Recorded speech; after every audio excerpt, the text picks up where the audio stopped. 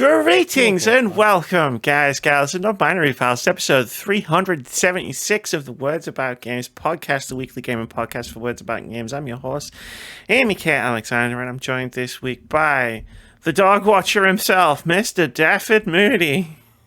Oddly doodly do. We better make this fast. My internet could go anytime, so let's get a crack on it. It's Friday. You know what that means? It's National Video Game Day. Go and play video games on National Holiday Day. We're going to speak to the Tories and say, yo, make Fridays the National Video Game Days while I kill a fly. There we go. Boom. I caught like half of that. And so we're also joined by Vitz Patel, the forever DM. What's good, everybody? What is good? What is good, Vitz? What's good? There's a few scant things which are good. Everything else is terrible. Let's focus on the few scant things that are good. Yeah. How are you? Yeah, we're doing good. Had a fun old time at Comic-Con over the weekend. Shout out to Nervalis. It was really good fun to hang out with them all Sunday. So yeah, fun old time. How much money did you spend at Comic-Con? Only around about 30 in total. God damn. Some of that was on food because Comic-Con, and then the rest was on art prints in Artisali. So yeah, fun old times. That's not much. Like I respect your restraint. Mm-hmm. Like, to be fair, this year I wasn't given a shopping list, so usually I'll hit up everybody and say, "Oh, are you in the market for anything?" But this year people were oddly quiet. Fair enough. Yeah, you asked me actually. Now that I think about it, and I was just like, no, I don't know. I don't know. I'm playing Alan Wake. Go away. There you go. So you're ruining the ambience. Look, man. Leave me alone. Leave me alone. Alan's not going to save himself from the dark place, okay? There you go. I imagine he needs to find ink ribbons for his typewriter at some point. It's a magic just crosses fucking game universes. Yeah. Well, I suppose he could write whatever he wants. Hey, Moody, how's it going? All good. You looking a bit nervous? Oh, she's in her bed. There you go. Just looking at me. I'm either a snack or an ass. Either way, I'm one of the things. I mean, you've often been described as a snack. I'm not going to lie. I mean, yeah, you are definitely a snack. Touche. Thank you. Yeah. Happily together with a partner for 14 years, so it can't be that bad. I must be doing something right. She must think you're a snack, right? Yeah. That's what she tells me. That's all you need. That's all I need. How is everyone? I hope everyone is well overall. I'm good. You're doing good. Doing good. Had a good day. My day's been alright as well. I won't lie. Yeah, well, my day was just normal. And then I got a letter, and then I had a phone call, and then since then I've been sort of processing the letter and the phone call. But beyond that, like, I've had a good week. Like, amazingly enough. Like, played some good video games, finished 15 seasons worth of Stargate, just in time to cancel the MGM subscription before they charged me again. Nice. I looked up when the date was, and I was like, oh shit, I better get a move on. Yeah. So you've decided not to touch the universe, have you? Well, that was never really on the table. Yeah, also, like, Amy didn't sleep. Too busy watching Stargate before the subscription renews. It's like, oh shit. Yeah, I had like, I think it was like 2 days, and I had like 6 episodes, and I was like, gotta do it. Gotta do it. It delayed my Halloween film watching plan, so I've extended spooky season at the beginning of November. That's fair. But season is vibe. It saved me £4.49. So, like, really, who's winning here? I think it's you. Well, you've watched like 300 episodes plus of a TV show. It's like 315 episodes of 2 films. In like 2 months, 3 months, something like that. And then when I finished, I've realized that because I've been saving Lower Decks until it's all out, so I could just binge it in a couple of days. And then the last episode just came out today. So it's like, it sure did. Fuck yeah! The final 2 episodes this week. They didn't have one last week. I don't know why. Everything's coming up, Amy. It's like, you'd think I planned this shit. I didn't plan this shit. It's worked out perfectly for you. It's worked out perfectly. It's all good, you know. Yeah, good games, good movies, good TV shows. Took some banging selfies last night. I mean, what's not to love about life right now? There you go.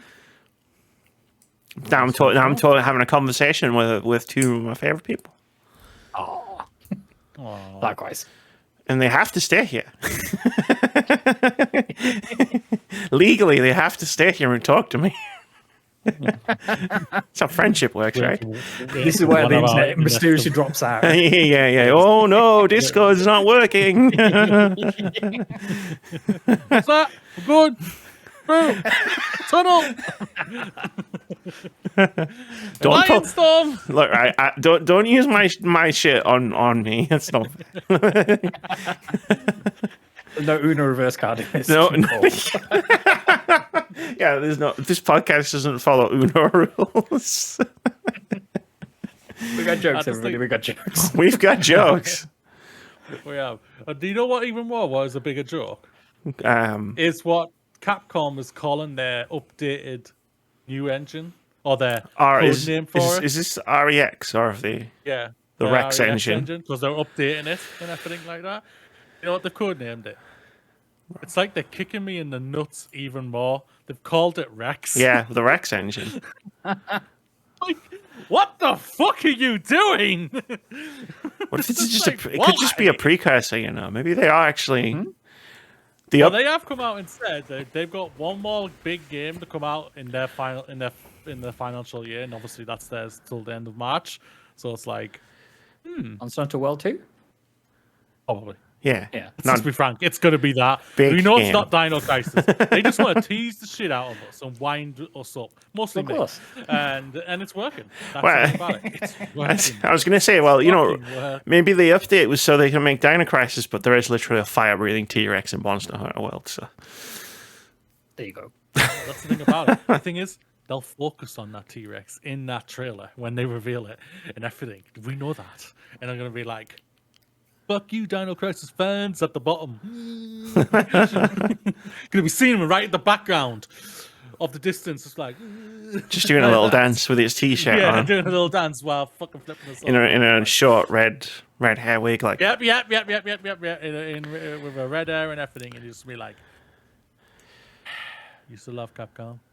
Then they took The voiceover will be, these dinos are in crisis. And it's up to you. no. No, that'll be the Exoprimal update. Material, dude. Exoprimal 1.3 or whatever. Like, we've got it. One of the characters will literally say in the trailer, "Wow, we've got a real Dino Crisis on our hands." Oh no! It's like they're pissing on me, and they're just not even calling it. I think at this point, they're just saying maybe I'm pissing on you. I think at this point, to take a more mature approach to this, I think at this point you're pissing on yourself and blaming Capcom. Just let it go. They intentionally called their new updated engine Rex, codenamed Rex. That's them taking a piss on me. Just let it go. No. Once you let it go, you start getting sequels to games you never thought you would ever get sequels to. Okay, so you're saying if I let it go, I will get a remake. Yeah. All right, I'm gonna let it go. That's what happened to me. You want me to start singing "Let It Go"? I don't know. Well, yes, you could sing the Dead Space version.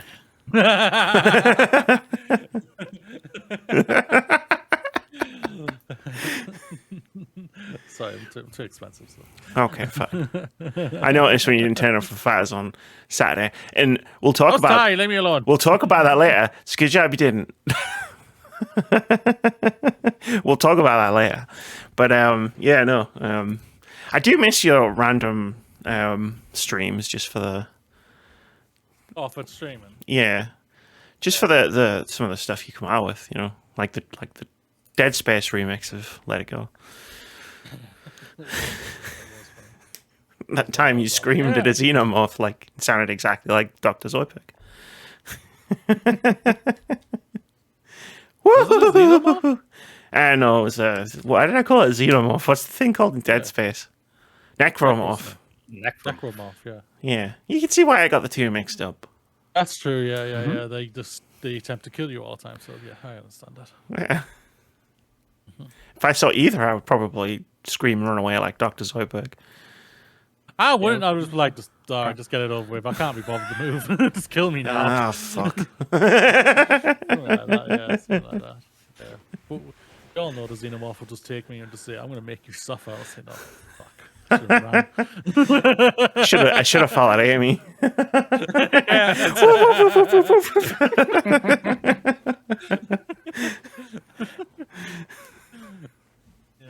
would happen to me. I know it would. Probably. It sucks. But hey ho. But either way. Stuff happens. Stuff happens. Stuff happens. It does indeed. There's no doubt about it. No doubt about it. I almost knocked my drink over. I need to be careful. A little bit, yeah. It's nice and Just refreshing. me having technical problems. Yeah, well, these would be some technical. But I think I would miss, to be honest, anything vital. The computer is under a desk, not next to it, so it'll be protected. Mine's with all that's there. It does have a massive vent on the top, so if it didn't miss, I mean, it's game over. Game over, man. Game over. And you'll just be like Fairwald. I will. I will. I can use it. I can use that excuse for so many things. I can get out of so much stuff. Oh, sorry, I haven't got a computer. I asked you to meet me for lunch. I know, it's just, but I don't have a computer. It's just, what are you gonna do? You know? Do with it. I had to have a funeral for it. I probably would as well. I pay someone to play the bagpipes. For Spock, like Spock. Like Spock, yeah. This was the most human. I think I can do Kirk's speech in Wrath of Khan. If you press me. This PC was the most human. Yeah, but you've really got to butcher the word human, like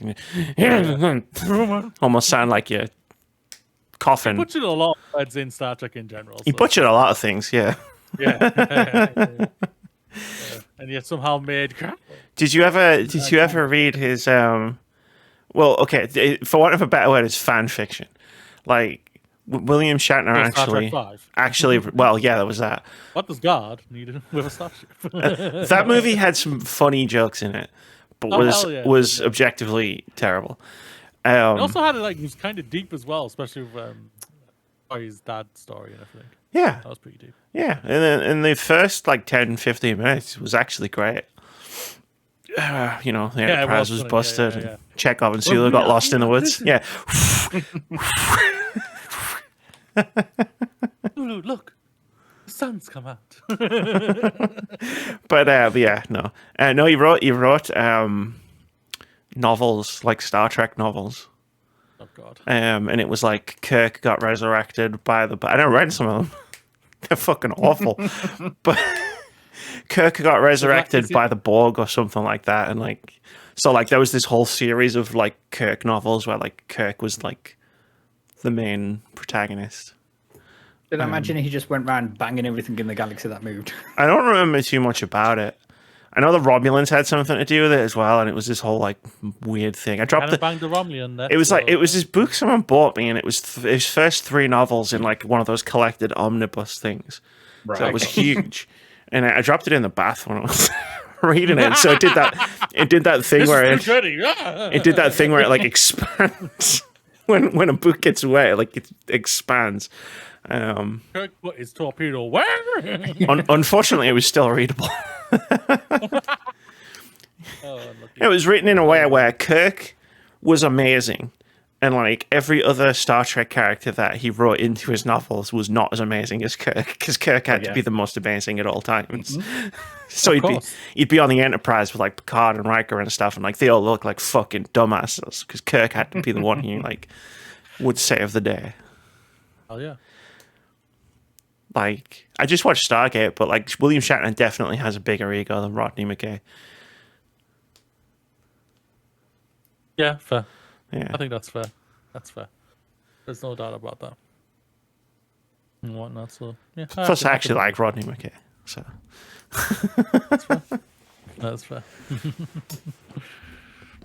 So that was a fun history for everybody. Yeah. Do not go and read those novels. you will regret This is it. a warning from history. That's what it Well, would like, be. and this is a warning from me to you through the time-space continuum. Like, no, because like when we're younger, right? When we're like kids, teenagers and stuff, we like shit. Like, you know, we like some good stuff too, but you know, there's a lot of stuff we've probably like watched or read or whatever from those years where we would look back on it now and go, wow, that's bad. But we don't know at the time. But like, I knew when I was reading these William Shatner novels, I knew they were bad when I was younger. But And he already had the foresight. it's that guilt of, but it was a gift. Yeah. So I have to read them. Because they're definitely going to quiz me about it the next time I see them. My mum bought me the Twilight books. She thinks I read them. I did not. I read all of the books. I haven't seen all of the films, but I did read all of the books. Oh, I saw the films instead. I've not touched anything in that franchise, and I think I'm better off for it. It's not great. Like, no. Like, because I used to travel a lot on trains, and my partner owned all of the Twilight books, obsessed with Twilight. And, you know, you run out of things to do on the train. It's not like I had a smartphone at the time. It was before smartphones. So it's like I just took the books one time. Only so much Snake you can play. Yeah. And I just read them, and it's like, going damn. If you've seen the films with me, then you know. Like, goddamn. Yeah. So I didn't know what happened, like, with the fourth book, like, the finale and everything like that. So, like... Oh, it's all a dream. Because for film-wise and everything, yeah, I had no idea about that whatsoever. So when the whole epic fight was happening, I was like, oh, right, yeah. Well, all right. And then they did that, and I was like... I'm quiet in cinemas. I'm particular... Quiet I don't believe in that. cinemas. I don't believe that for a people being second. loud. No, I hate people with phones on. I deliberately get up and fucking get someone to get the fuckers out. I was like, what the fuck? Right? Out loud. That was my reaction on the train. Not out loud, but I was reading this book going, what the fuck? Like, that fight is surprisingly, like, quite cool. Like, I've seen the film version of it. Like, people are getting their fucking heads ripped off, and it's like, Jesus, this is not your grandmother's Twilight. Yeah, you've got the wolf, the Twilight version of Avatar. Yeah, the multiple elements and everything, and it's just like played by Rami Malek. It's like, what the fuck are you doing in that, sir? But Everyone was in Twilight. Yeah, everyone paycheck. Was, it really was. Yeah. And I was just like, what the fuck? And then someone went, and I said, shut the fuck up! Shh. And you're just like, no, that was fucking bullshit. The other person turned around like, what is this, Dallas? The only time I've ever been a dickhead in the cinema, I was not happy with it. I walked out and I was just like, yelling at the projector room opposite. What I the only fuck? did what my mum's done once before, but then I was like arguing with my mum about it. I was saying, "Mum, it's not their fault if the film's bad. So why are you asking for your refund?" Yeah, Their it's fault. you can't get a refund on a film because you didn't like it. Yeah. And I was almost tempted to go up and ask for a fucking refund. And I was just like, thank God my partner was there with me, and she just went, no, just leave, okay, just leave, okay. I'm gonna fucking leave. Oh, I'm gonna leave, all right. Stephanie Meyer's getting a letter. I couldn't believe it.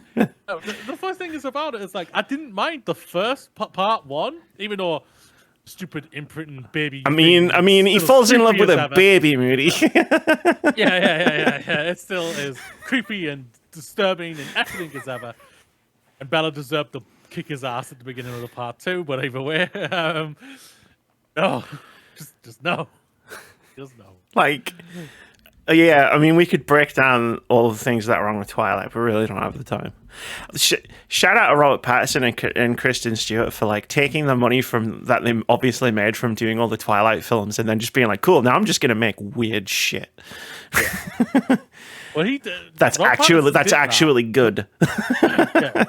Patterson did that for a while, and everyone was like, when we found out he was going to be the next Batman, everyone was like, the Twilight guy. And when I had my podcast, Yeah. you guys He's not the don't Twilight know guy, man. fucking shit. All you hear is Twilight. You haven't seen all these other fucking films where he's just absolutely incredible in. Shut the fuck up. Wait until you see the movie. Oh, what happened? Everybody was like, yes, he was awesome and everything like that. I was just like, indication, motherfucker. I was right. I like Patterson. If you ever watched interviews of him like talking about Twilight, like while Twilight was happening and stuff, and how much he obviously just hates it, and he just doesn't care. He's told it like it is. Yeah. Yeah. It's like I died in Harry Potter for this. I know. I know I couldn't do anything about it. That's what happened to my character, but for fuck's sakes. Poor bastard. But now he's now Batman. He's Batman now. He's Batman. You can't argue. You can't say anything bad about that certain Batman. You can say it with pride, unlike Ben Affleck, sadly. Ben Affleck first was proud. And then, yeah. Oh, no. then sad Affleck. Sad Fleck. Bad flag. Sad Fleck. Absolutely. Yeah. Poor bastard. And now he's married to Jennifer Lawrence again. So it's like, okay. Oh, okay. Fair. Win, I guess. You know, life finds a way, right? Not Jennifer Lawrence, Jennifer Lopez. Oh, is he married to Jennifer Lawrence? Yeah, he's married to Jennifer Lopez. Oh, sorry, you said Lawrence before. Did I? Yeah. Oh, if I did, I apologize. I meant Lopez. My There you go. apologies. No, not Jennifer Lawrence. Lopez. Still. Cool. Still great. Both Yeah. great. There you go. Not so, like, he would be a lucky man either way. We can say that. But yeah. Speaking of luck, Look. Who's the segue over here? Trying to segue into the rear. Moody had an idea for this podcast next week. And after I said no, I then said yes. You already said I didn't say no. I said, let's wait. And then I said, actually, let's not. Let's get it out of the way. Rip that plaster right off. Rip the plaster off. Rip Take it off, all the skin off with it. Oh, wow. Bleed out all deep, over the... Just blood. That deep. Bloody hell. Can you tell where this is going yet? It's not my review of Alan Wake 2. The people who are listening to this, they're probably like, what the fuck? This says words about games, but they've just been talking about Twilight for the last fucking 10 minutes. Welcome to the intro, motherfuckers. We talk about some weird ass shit. Telling me there wasn't some crappy video game tie-in like Twilight game at some point. God, if there is, I need to play it, like, right I now. don't think And there's been a stream it. Twilight game. Was there a weird is Twilight video game? And the survey says Twilight the video game is a video game adaptation of Catherine Hardwicke, of the Catherine Hardwicke adaptation. Yeah, there is. Wow. Developed by Summit Entertainment Company Gaming Division and released in November 11th, 2009. All right, fucking right. Moody, you intro the next subject. I gotta find out where I can play this fucking game. this is the same year that Arkham Asylum released. That was the year we declared licensed video games are good now. Please tell me this is on the Internet Archive. So the topic I thought of was basically the topic what I'm seeing going around on the internet and everything, and is this the best and worst year in the video games? And I think it's fair just to say yes. Yeah, let's just be frank here. Yes, it fucking is. 100%. There is no way that people can turn around and just say yes. Indisputably, it's the best year of video games without looking at the other side of the coin as well, and seeing the damage that it's taken in its wake. Yeah, no doubt about it. So as everyone knows, we've had some amazing video games come out in 2023. Let's just round them off. Baldur's Gate 3, Zelda, Tears of the Kingdom, Videoverse, Resident Evil 4, Street Fighter 6, Super Mario Bros. Wonder, Marvel's Spider-Man 2. We might be talking about that later. Jack Halloween. Jenny, Dave the Diver, Slay the Princess, Sea of Stars, the Cyberpunk 2077 Phantom Liberty DLC reboot, whatever the hell he did really for With it. Idris which has Elba. been well Expansion. received. Hi-Fi Rush, Alan Wake 2, we might be talking about shortly, Dead Space, Diablo 4, Pikmin 4, Final Fantasy 16, the Talos Principle 2, Dead Cells Return to Castlevania, Cocoon, Resident Evil 4 Separate Ways, fucking hell, Jesus, it goes Ghost on. Tricks Phantom Detective, Cassidus Beasts. Like, the list goes effing on. Starfield, I better throw that in for the Xbox fanboys out Fuck the there. Xbox fanboys. Armored Core, Octopath Traveler. Sorry, when we say Star Armored Core, Ocean. we have to give it the respect and call it Armored Core 6 The Fires of Rubicon, because that is a badass name. It deserves to be said in its entirety. Armored Core 6. apologies. Amy forgot it came out this year. Daniel Gambit, Curse Crew, respect to that studio and rest in peace. Freaking, it's like it goes on and on and on and on. That's why Star Wars Jedi survived there. That was not a good game. Leave that alone. But either way, we've had back to back, banger. Everyone might be thinking, oh, that's fantastic, great year for Guinea Islands. Wrong, motherfuckers. Where's the camera? There it is. So many bangers, We've had you'd think it almost was 7. fireworks night. Yeah, we've See? had almost Told you we got 7 jokes. We've had almost 7,000 people have lost their jobs because of just terrible mismanagement, corporate greed, whole fucking shebang of everything of the industry is. The industry has had record sales of everything. Basically, subscriptions have gone up, prices have gone up, sales have gone up and everything for them. But it is not enough where it's hard to pay attention when she's running around chasing her tail behind me. Tell me, Moody, who's been held accountable for all of these terrible mismanagement? Is it the Sorry? people at the top? Who's been held accountable? Is it the people at the top? Is it the executives of these video game publishers and developer studios? No, exactly. It's been the people who actually make these games and affect the real change in our industry, and there is no humanity in what's gone on here. Yeah, it's disgusting. Like, people have moved homes, kids have moved schools and everything because of all of this terrible shit and everything. Obviously, right now the main bit of those, it's been going on all of this year and everything. We've talked about it on multiple occasions, but obviously another one happened earlier this week in Bungie.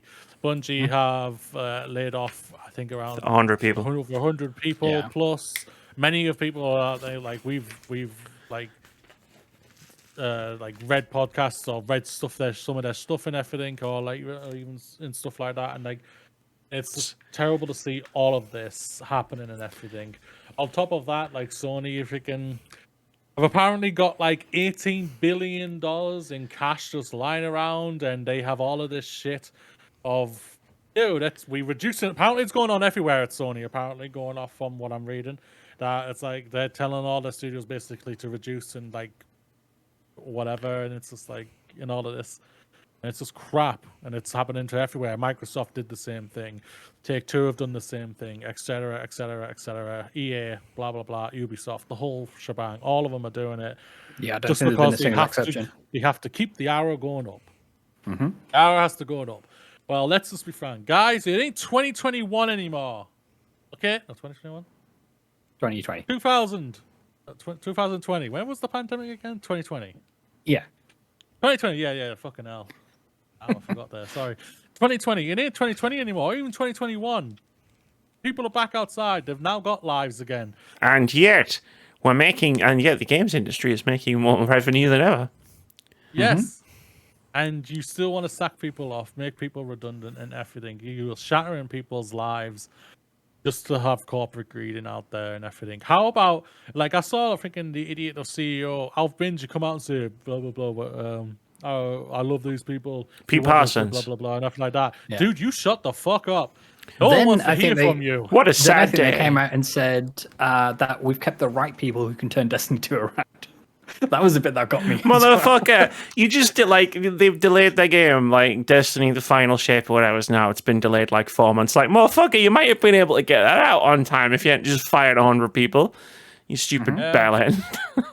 Yeah, and it's just like, how about you hire managements and everything like that? You take a pay cut. Take a pay cut so you don't have to. Well, they're doing this so they don't have to. Sack all these people. Yeah, Yeah, that's the thing absolutely. about it. It's like when you think back to Iwata-san over at Nintendo, who took a huge pay cut. I think it was like equivalent to a third of their salary, just so they wouldn't have to make anybody redundant in Nintendo. And it's kind of, where is the honor in all of these studios? They don't have any. Because, as you say, late stage capitalism sucks. I'm workshopping some titles for the podcast. And I have my notebook next to me. There you go. And my t-shirt is not fitting.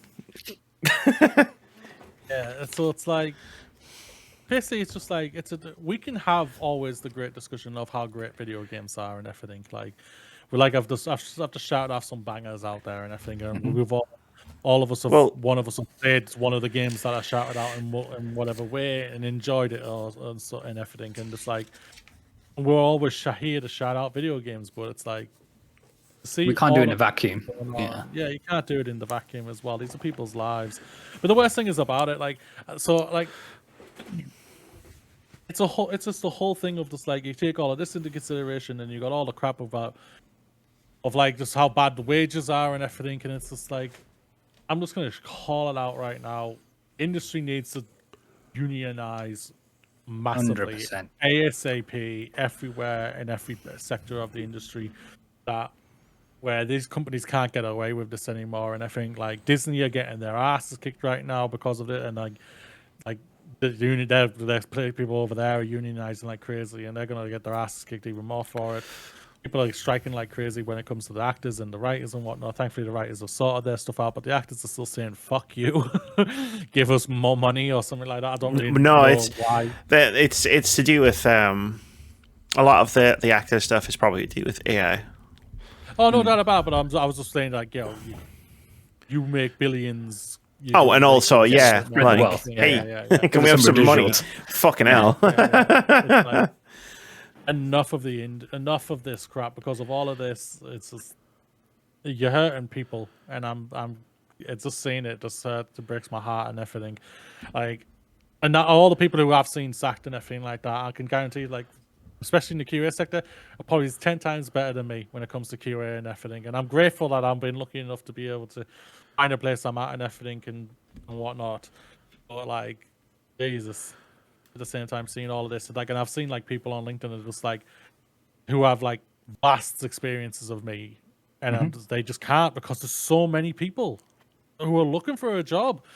So it's like, you've got thousands, like I said, Market almost saturated. 7,000 people all going for the same positions, and it's only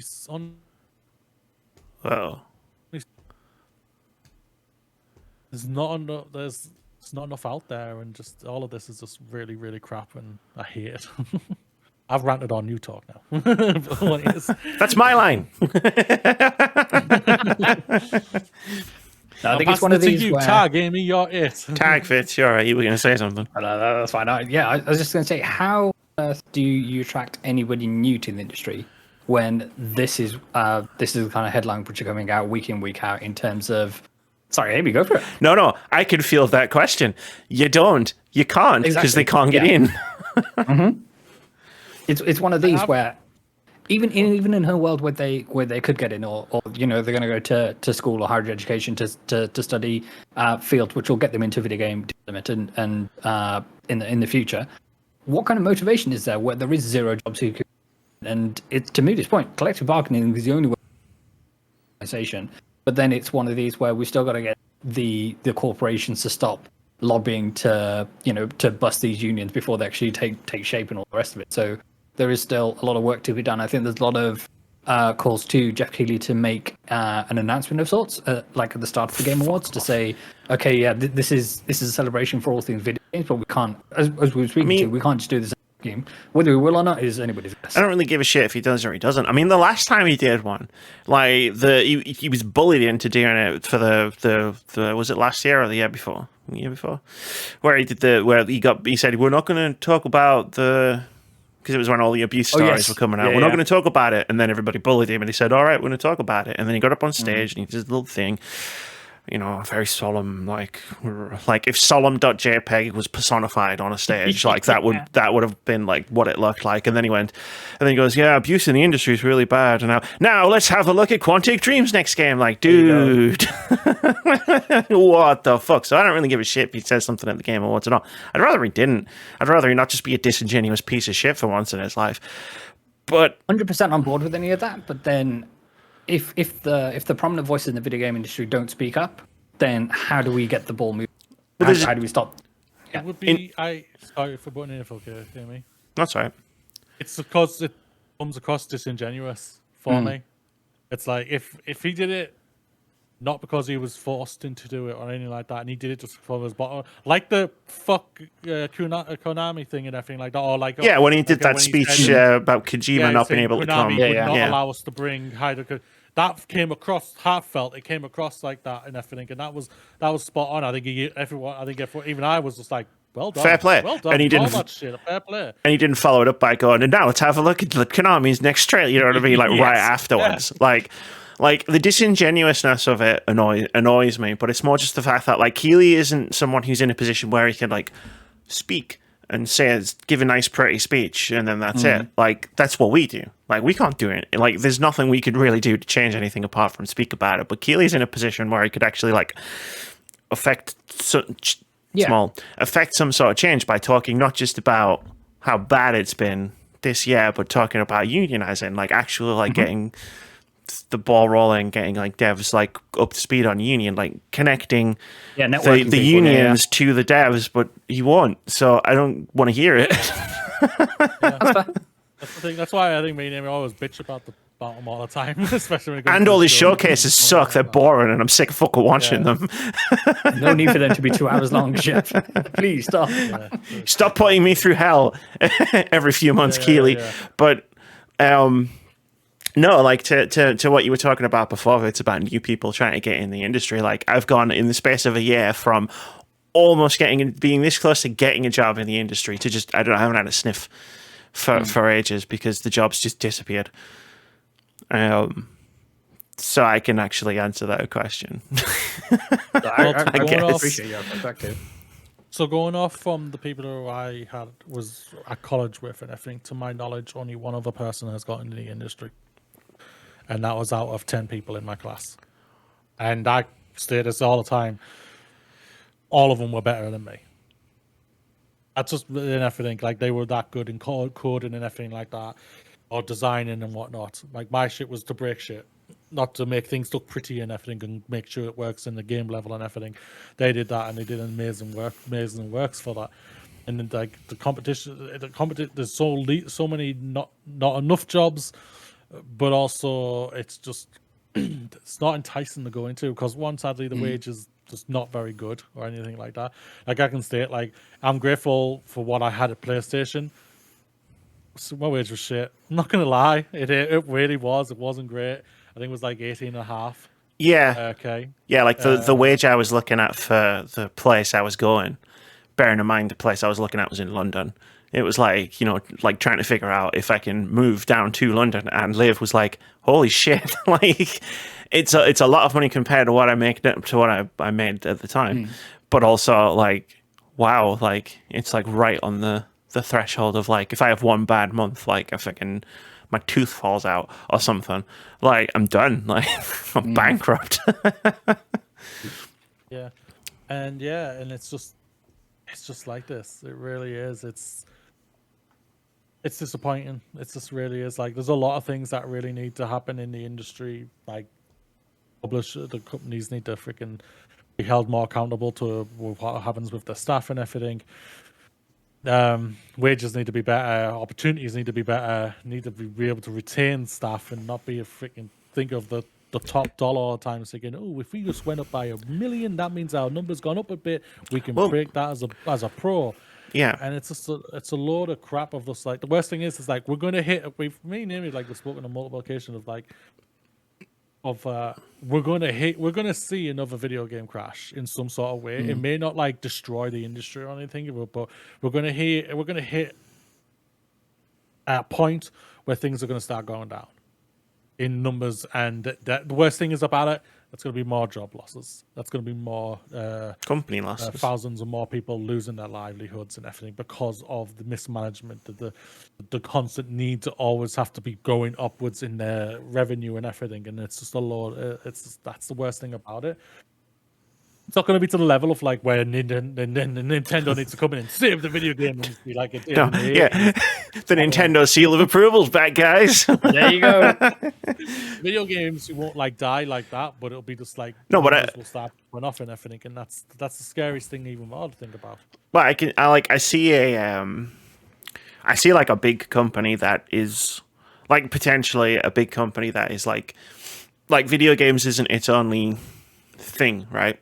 Like, which is a lot of these companies, like just pulling out altogether, or a THQ situation happening again, where like a big publisher that owns like lots of studios just crumbles under the weight of its own failures. Gambled on the Saudis to come through with a boatload of money. Maybe I was referencing a specific company there, maybe not. Who knows? We'll never know until it happens. But like it could it just be mass studio closures. Like no one big publisher going on and just mass studio closures. But like to talk about like the short-sightedness of it all. I mean, I've said the exact words on this podcast. Like companies will opt to fuck themselves in the future to make loads of money now, rather than make less money now and make more money in the future. Because like you just rattled off the list of what I'm assuming is the same list I've got open in front of me, which is all of the games that are 90 or above on Metacritic in 2023, which is the biggest. Yeah, it's like all of the games. Yeah, you're muted, Vinny. OpenCritic, I said. Sorry. Yeah, so the news it came through Axios this week, where it was this is the most games above 90 on Metacritic of any year, like ever. Which is whether it's the best year and also the worst year. It's sort of come from. And you rattled off a bunch of the games, things like Tears in the Kingdom, Baldur's Gate 3, Final Fantasy 16, and we've seen one of the producers of Final Fantasy 7 Rebirth talking about something similar. And I think we touched on it not that long ago, where it's like one of the reasons that all of these games are as good as they are, and therefore making like a lot of money for their companies, is because they don't fucking fire their entire team after they finish one game and then hire a new team to make their next game, thus resetting the clock back to zero. Like, Legend of Zelda games are always going to have this baseline foundation of being really fucking good games, because a lot of the people making them have been making them for years or decades. Baldur's Gate 3, it's the same team that made... it's the same core team that made the Divinity games, so they've had 2 games to practice making a game like Baldur's Gate 3. Like, you look at other studios like Supergiant Games that made Hades. Like, I know it's a smaller studio, but it's the same principle, where it's like, those guys made Bastion, and then Transistor, and then Empire, and then built everything they've learned on top of those, like, from those previous games to make Hades, which, is a masterpiece. Alan Wake 2, like, it's a fantastic game. It's like, it builds on everything that Remedy has learned from making the games that they've made. And like, you look at a situation like Bungie, where it's just like, they've fired a bunch of people, and now, like, Pete Parsons is out fucking vomiting diarrhea all over the internet, talking about how he's kept the right people to make the game. The right people to make the game were all of the people who were already making the game. What you've done is you've disrupted the development of the game. And when the final shape comes out, and then like a year after that, you fire a bunch more of the Destiny team, and then the next one comes out and it's not as good as the final shape or whatever. It's like, well, you've only got yourself to blame for that. Yeah, 100%. Yeah, it's a whole shindig of crap and everything, and it's just crap to see. It's crap to see, but it's also like, I think it's even wider, just like how bad mismanagement really is out there these days. Like going off just from the Sony thing alone, it's just like it seems like they are like, okay, what we basically already kind of called was they're gonna back off from this all in on games as a service thing. Yeah. It seems like it, like Faction seems like that's completely frozen on ice right now. Bungie's delayed their new game that went to come out next year to 2024. Yeah. Who knows? That it could be just needs more time and everything, which is absolutely fine and everything. But you just sacked 100 people. It's like, well, it's like you go back to the BioWare comments, which I was perplexed with by at the time, where it was like, well, we need to be a more agile, studio. Yeah. And it's just like, you're not a video game character. You don't suffer from encumbrance. Like, more people means better work, or faster work. If you've got good people doing the work and then you fire some of them, you've got less good people to do the work, and the game is going to take longer, or it's going to suck more. Yeah. One of those two things is going to happen. It's so short-sighted. Like, Bungie got rid of their community manager. And it's kind of, if you need one person to kind of put that message out and make sure it's communicated in the right way and the right people are receiving the message, and even if your message, that is the one person that you need in business kind of thing. Yeah, Parsons said it himself, where he was like, well, the players are turning against Destiny 2 a bit. Better fire our community manager. Okay, sure, yeah, it makes perfect sense, you fucking lemon. But it's because they haven't released the game this year, so their revenue is down because they haven't released a Destiny 2 expansion. So they've got to try and keep the line going up. So the only way to do that is to save money, even though it's going to cost them money in the long term. Don't know why I quoted all of that. All these businesses seem to lose the fact that there've been so many games coming out this year that people have a finite amount of time and they can't, and dollars to spend on all. It's not even that. It's like a studio like Bungie can't put out a new game or expansion every single year. So you just have to build yourself as a company to weather those years where you don't release anything. Or build yourself a bigger studio where you where you have multiple teams working on multiple games. Don't just fire everybody whenever you're not releasing an expansion and then hire them back again the year after you release an expansion because you can afford it. You could afford it in the first place. Sony put $1.2 billion of the fucking money that they spent on Bungie to one side so that this wouldn't happen. And then it happened anyway. Yeah, but then they put out a statement saying it's not Sony's fault. Fuck off. Fuck off with that statement. I saw that statement. It's not Sony's fault. Yeah, no, the book does stop with Sony. We all know they own the studio. It's Sony's fault. Yeah. Sony have told them you have to lower the thing down by I don't know how much percentage, but they basically said you have to figure out how you're going to do this. Their way was second to fire people. So was Media Molecule. They did the same thing. They sacked a bunch of people. Naughty Dog. Naughty Dog. And this the thing is we these are the layoffs that we know about, right? So capitalist corporations also engage in this practice of attrition. Where what they do is they'll sack people, but not sack people. So you give people bad performance reviews and they will let go because they were just not doing they just weren't performing right, or you put people in a situation where you make a job so untenable that they leave. You make the situations for people so bad that they feel like they have to leave the company and go elsewhere. We know of 6,400 plus people who have lost their jobs in the game industry this year through direct layoffs, but the number will be far higher and that's not something you can ever quantify unless you literally ask every single person who left their job in video games in 2023 why they left their job in video games. But exit surveys. Yeah, we're gonna set up a foundation to do industry-wide exit surveys,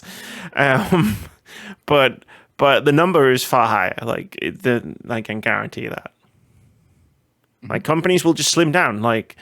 What they'll do is they'll just not hire people to leave for people leaving a company, and then that's a way that they can slim down their numbers without making headlines for making mass layoffs. Mass layoffs only happen when it's getting to the point where they don't have time to do that before the investors don't get their extra $7 squadrillion or whatever the fuck that they make. Yeah, pretty much. It's really crap what I'm saying and everything, and it's just like, but the thing is about it, you see all the wholesome things from like the people who are in development, who have been lucky enough to have their jobs, and they're just like, yo, let's all band together and everything and try and help these people and everything in best ways. So that happens all the time, but at the same time, it's like there's just not enough, not enough jobs out there for a lot of people and everything, and it's just like, wow, just wow. Yeah, it's unfortunately the case. Like, it's lovely to see developers like rally on social media and whatnot. You know, like a lot of the first responses from a lot of people working in different studios to the ones that just suffered layoffs is, hey, we're hiring, look at all of these positions, maybe one of them will be for you, which is awesome. But it would be even better if they just didn't have to do that. Like, I see job postings for video game studios every other fucking day these days. Like, just because of the amount of devs that I follow on social media. And I know why they're being posted, and it sucks. Like, it's nice to see, but it also sucks. Yeah, no doubt. No, but I think it's an important discussion to have.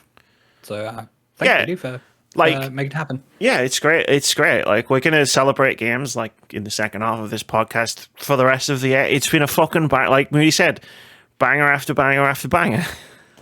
Like, we're in a fireworks factory. It's a remix of the other joke. It's not the same joke because I made before. Mm-hmm. But it's also important to like, you know, preface this. It's also one of the worst years in video games. Yeah, no doubt.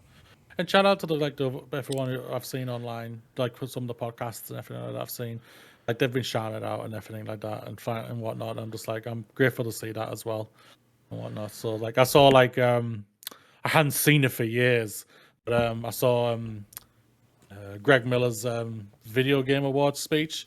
Yeah. Oh yeah. Just lately, I was just like, I hadn't seen it since basically he won it, and I was just like, when you see it, you're just like, fuck yeah. Oh yeah, that was that speech. I remember that speech. For those who, amazing. For those who haven't seen it, Greg talks about how it's criminal how we get to celebrate the companies that make these video games, but we don't necessarily get to celebrate the individuals who actually put the graft in. Which in and of itself Companies is are the people. Which in and of itself is an interesting like topic of conversation, right? It's like, you know, we talk about a BioWare game, but I mean, like, you know, the people who made Neverwinter Nights didn't make Anthem, right? Like, what even is a BioWare game? Like, why do we necessarily celebrate the company before we celebrate the people that made each individual game, right? It's like, it's not like, you know, we celebrate Mass Effect being an amazing series of games by BioWare, but it wasn't by BioWare. It was by this great, huge fucking list of people who have all gone off to do other things, probably because they got sacked in layoffs. Was Greg Miller the only person who won Trending Gamer at the Game Awards when it was a thing who didn't turn out to be a toxic piece of shit? Oh, yes. Yes. Correct. That might be fair, Then they cancelled the... They cancelled the award after a few years because everybody who kept winning it was just awful. Does it not no one do it anymore? Did you not do it anymore? No, they had to cancel it after a few years. Because they kept nominating people, and then people would win, and then it would turn out they were just terrible. Didn't Dr. Disrespect win one year? Or may have done. Or am I making that up? To be fair, I got out my way to avoid anything to do with that gentleman. So yeah. I love it. He's such an easy fucking mark. Like, it's so easy to make fun of Dr. Disrespect. Oh yeah. No, he won it. Boogie won it. Yeah, he won Trending Gamer 2 years after Greg Miller. He also won Streamer of the Year 2 years later, apparently. That was it. Disrespect won the Game Award, and then, like, the next week it came out that he was cheating on his wife. I'm sure it was, like, like, one happened right after the other. But yeah, no. I don't know if that's the case, that he's Greg Miller's the only... He may have been filming people in the bathroom. I mean, he could have just been filming children in a bathroom. I don't know. I mean, I don't know that Miller was the only person he didn't turn out to be a terrible person. Like, it just, I feel like that's what happened. but I don't have the facts to verify that in front of me. What about the Foxy guy who played Street Fighter, but he was like in a box? Oh, did he win it? Sonic Fox, because he was cool. Yeah, he came out in his Fox. Not about him that I know. Thing. No, Sonic Fox was cool as far as I know. Like, yeah, he won it.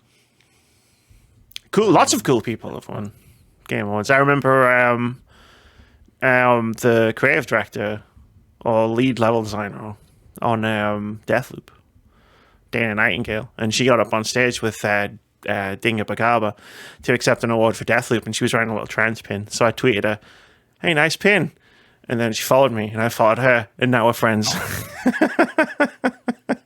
Like, there's tons of cool people who win Game Awards, but for some reason, the trending game category was cursed.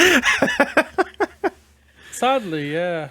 When you're gonna pick the kid, no offense, I'm just gonna say it, the popular kids option these days. That's what's always gonna be to happen. Well, it was a vote as well, wasn't it? Like, Ninja got nominated and won, and it's just like, God damn it, man. Yeah, like I was shocked that Greg won it. No offense, because wasn't that the year when Ninja was in for it? Yeah, so I remember in the kind of funny audience at that time, we rallied hard to get all the votes. Well. That's when I was like fully into kind of funny and everything, like, and whatnot. I was just like, I was voting for him and everything, and I was just like, I was saying to my partner, he's not going to win it though. It's a fucking Ninja. He's going up against Ninja. What's he going to win against Ninja? Like, Ninja was probably too distracted while he was playing League of Legends, getting a sandwich off his wife who was not wearing a bra. And that is a deep cut to one of the stupidest things Ninja's ever said, which is... He said some stupid shit. Yeah, exactly. That's saying something. I'm trying to find the nominees. All I've got is, hey, the people also search for Tim Gaze, Nick Scarpino, Angry Joe. Yeah, he was nominated once, yeah. Game Awards, Trending Gamer, 2015. Greg Miller won. Greg Miller beat Markiplier and PewDiePie. So, I mean, fucking... Oh, it's PewDiePie. Nice job. Okay. Could you imagine PewDiePie? Oh, God. Like, when did he pay those guys to hold up that sign on Fiverr? Was that before or after the 2015? Hold on. I'm going down a right rabbit hole here. PewDiePie.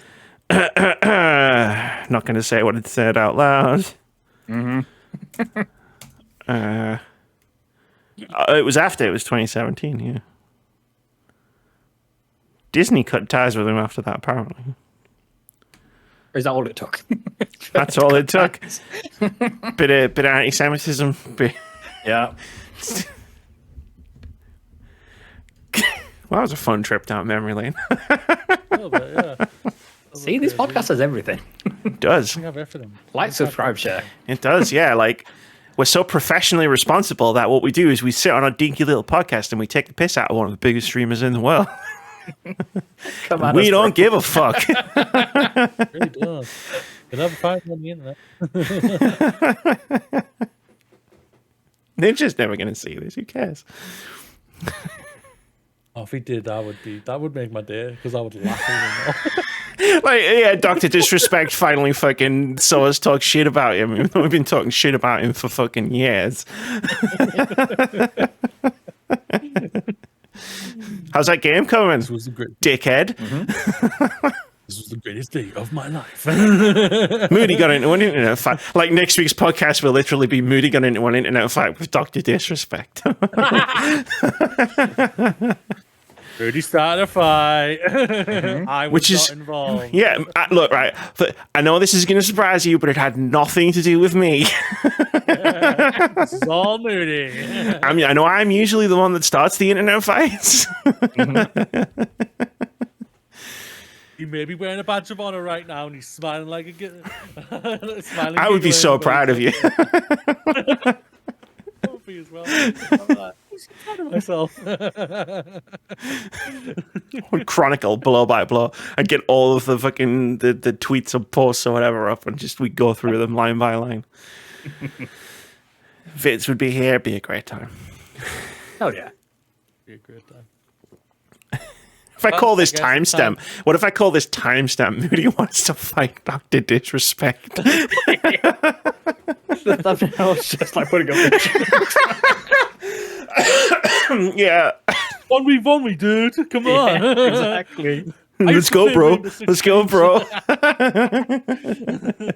know these Tear that first mustache off you. person shooter I'm going to tear that mustache off you and eat it. How about that? Yeah. You snap your sunglasses in half. Who wears sunglasses indoors, bro? Come on. You think you're cool? Actually, I used to do that. No, it was when I was in uni and I was really drunk, and I used to go out at nightclubs, and I used to wear sunglasses sometimes. Someone literally ripped them off on my face and stamped on them. because you were wearing them during the night. In a nightclub, yeah.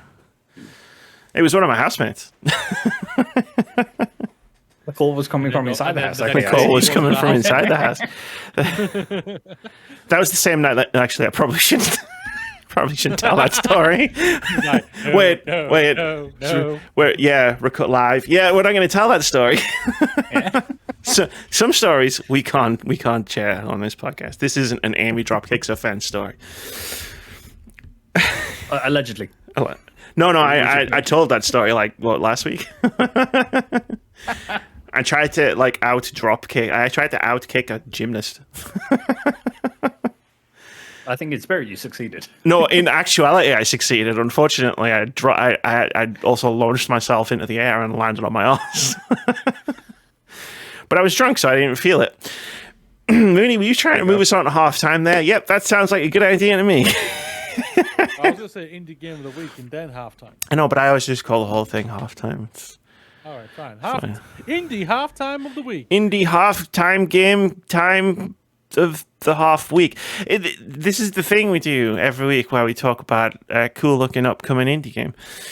And this week we have Crow Country, which has a description which says, "The year is 1990. Edward Crow has disappeared. The owner of Crow Country. He has not been seen since he unexpectedly shut down his park 2 years ago. The silence is broken when a mysterious young woman named Mara Forrest ventures into the heart of the abandoned theme park in order to find him. It's being developed and published by SFB Games and is coming soon to Steam and PlayStation 5. There's a link to the Steam page in the description wherever you're listening to this podcast. Go click it. Go play the demo that's available. There's a demo available on PS5 if you don't have a gaming PC. So you can download and play that demo there. But most importantly, hit that wishlist button. It's good to hit wishlist buttons.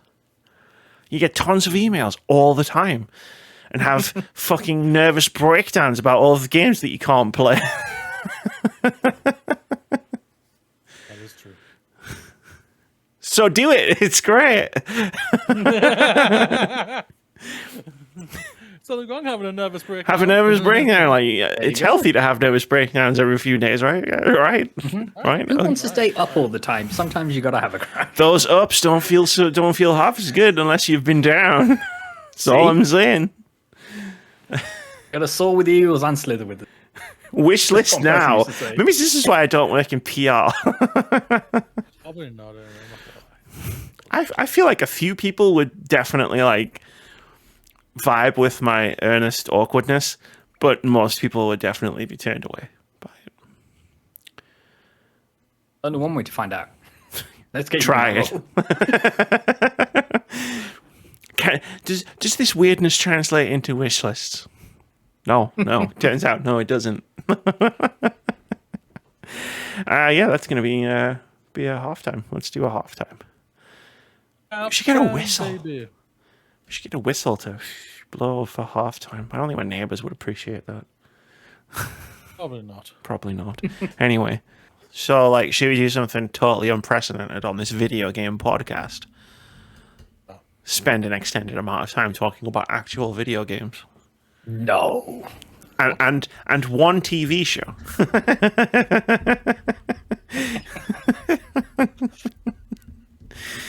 Sort of. Let's do the damn thing. Hey, you know what would make the streaming series better? If it had a season pass and microtransactions. But we'll talk about that later. It's technically Moody's time to shine. Moody's time to shine was the first half of the podcast. This is Amy's time to shine. I'm taking over. I'm the captain now. And we're going to talk about games. Got a big list. Got a big... No. We have a very flat management structure here at Where's the Buy Games. I try to control as little as possible. That seems to be best for everybody. Yeah, management is in quotes. Seems to be best for everyone. I'm just the dingus who records it. So, let's talk about video games. First up, I said to Moody last week, when we were talking about what's happening next week, that my plan for the weekend was to become one with this chair and play Alan Wake 2. And that's what I did. I became one with this chair and I played Alan Wake 2 over the course of 4 days. And I 100%ed it. Literally, I have 1,000 G in the game, which is kind of funny. Because I looked through my stuff and I've got 3 games on Xbox that I've hit 1,000 G on. And I've got 4 platinum trophies. And out of those 7 games, 2 of them are Remedy games. Because I also platinum Control when I made the video about it a couple of years ago. Amy's thrown out her keyboard and picked up a typewriter. She's gone all in. It's not a lake. It's an ocean. But Amy, aren't you scared of the ocean? Shut up. I'm in the zone. I saw someone post on Bluesky talking about Alan Wake, saying like, "I wish a dark presence would invade me and write 3 best-selling novels." It's like, it's fair. Sell my soul for a trilogy of best-selling novels. Mm-hmm. Also, give me that tailor that actual Sam Lake uses. Which version? Which version? You messaged me earlier in the week. I was like, so before you hear it, Alan Wake, Alan Wake 2, it's the sequel to Alan Wake. It's kind of a sequel to Control as well. And, Alan's lost in the dark place where he's been for the last 13 years since the end of Alan Wake 1. And he also plays FBI agent Saga Anderson, who's investigating some ritual killings in the town of Bright Falls, where Alan disappeared in 2010. And, it's a fucking weird game. And I was like, I was talking to Vitz about it on messages, and I was like, how do I convey how weird Alan Wake is as a video game? And I just explained Sam Lake, the creative director of Alan Wake 2's role in Alan Wake 2, where he plays Saga's partner, Alex Casey. Not to be confused with Alex Casey, the protagonist of the detective novels that Alan wrote before he disappeared at the first game of Alan Wake, also played by Sam Lake. Not to be confused with Sam Lake, who also plays the actor Sam Lake, who plays Alex Casey in the movie adaptations of Alan's books. There's a few Sam Lakes running around. Just a few. And he's also the director of the game. And I'm pretty sure he's the head of the studio. He is the head of the studio, and he's always looked fire in the suits that he wears. And Alex Casey's voice in the movie adaptations is Max Payne's voice. just to add an extra layer of absolute fucking insanity to the things I have to try and understand to understand Alan Wake. But yeah, Alan Wake 2. I played it over 4 days, 100%ed it. Had a real good time. And was able to sleep afterwards, which I think is an achievement in itself. So it's definitely more of a horror than Alan Wake 1 was more of a thriller, which was meta genre of the whole sort of book that he wrote that came true. Which is, again, it's a thing in this one. It's he wrote a manuscript and you find pages, and the pages are the game that you're playing in the story. But it's definitely more of a horror game, and it's definitely the soundtrack added years to my life. You go into a basement and it's just and then the strings kick in, the low bassy strings, and it's just and you've got your little torch, and you're like, but then nothing happens. But that's just worse because you're not released from this feeling of dread for the entire 30 minutes you're wandering around in this basement looking for a fuse. But I don't know if it's necessarily a scary game. Like, there's a lot of jump scares in it. I thought, like, I almost did have a heart attack for one particular level because he hit you with jump scares out of nowhere. Like, it doesn't do that thing where all the volume goes away and then it goes blah. You know, it was like no, they just come out of nowhere when you're not expecting them. But it's definitely more of a horror. But that fits the story of the game because Alan Wake 2 is mostly about the construction of fiction and how stories are constructed. It's sort of like, you know, on top of the whole Alan's trapped in the dark place and needs to escape, and he's assisted by FBI agent Saga Anderson, who comes to town investigating ritual killings and then gets sucked into the whole what's going on in Bright Falls thing. It's definitely like the game is about the structure of stories because Alan has to write his way out of the dark place. Because essentially what the dark place is, it feeds on art. So like the whole premise of the series is like in the town of Bright Falls, there was a thing that happened and there's a dark entity that lives in the lake. And like art that is created like around it tends to come to pass. So it's trying to escape the lake to infect the world by influencing or like using the art of people like Alan Wake. And at the end of the first game, he saved his wife and trapped himself in the dark place. And he's trying to write his way out without also accidentally unleashing darkness across the entire world. So, like, he's doing this by writing a horror manuscript, but horror has its own conventions and genre rules and tropes. And you also have to stick to those. Like, he can't just write whatever he wants. Like, the story that he writes has to...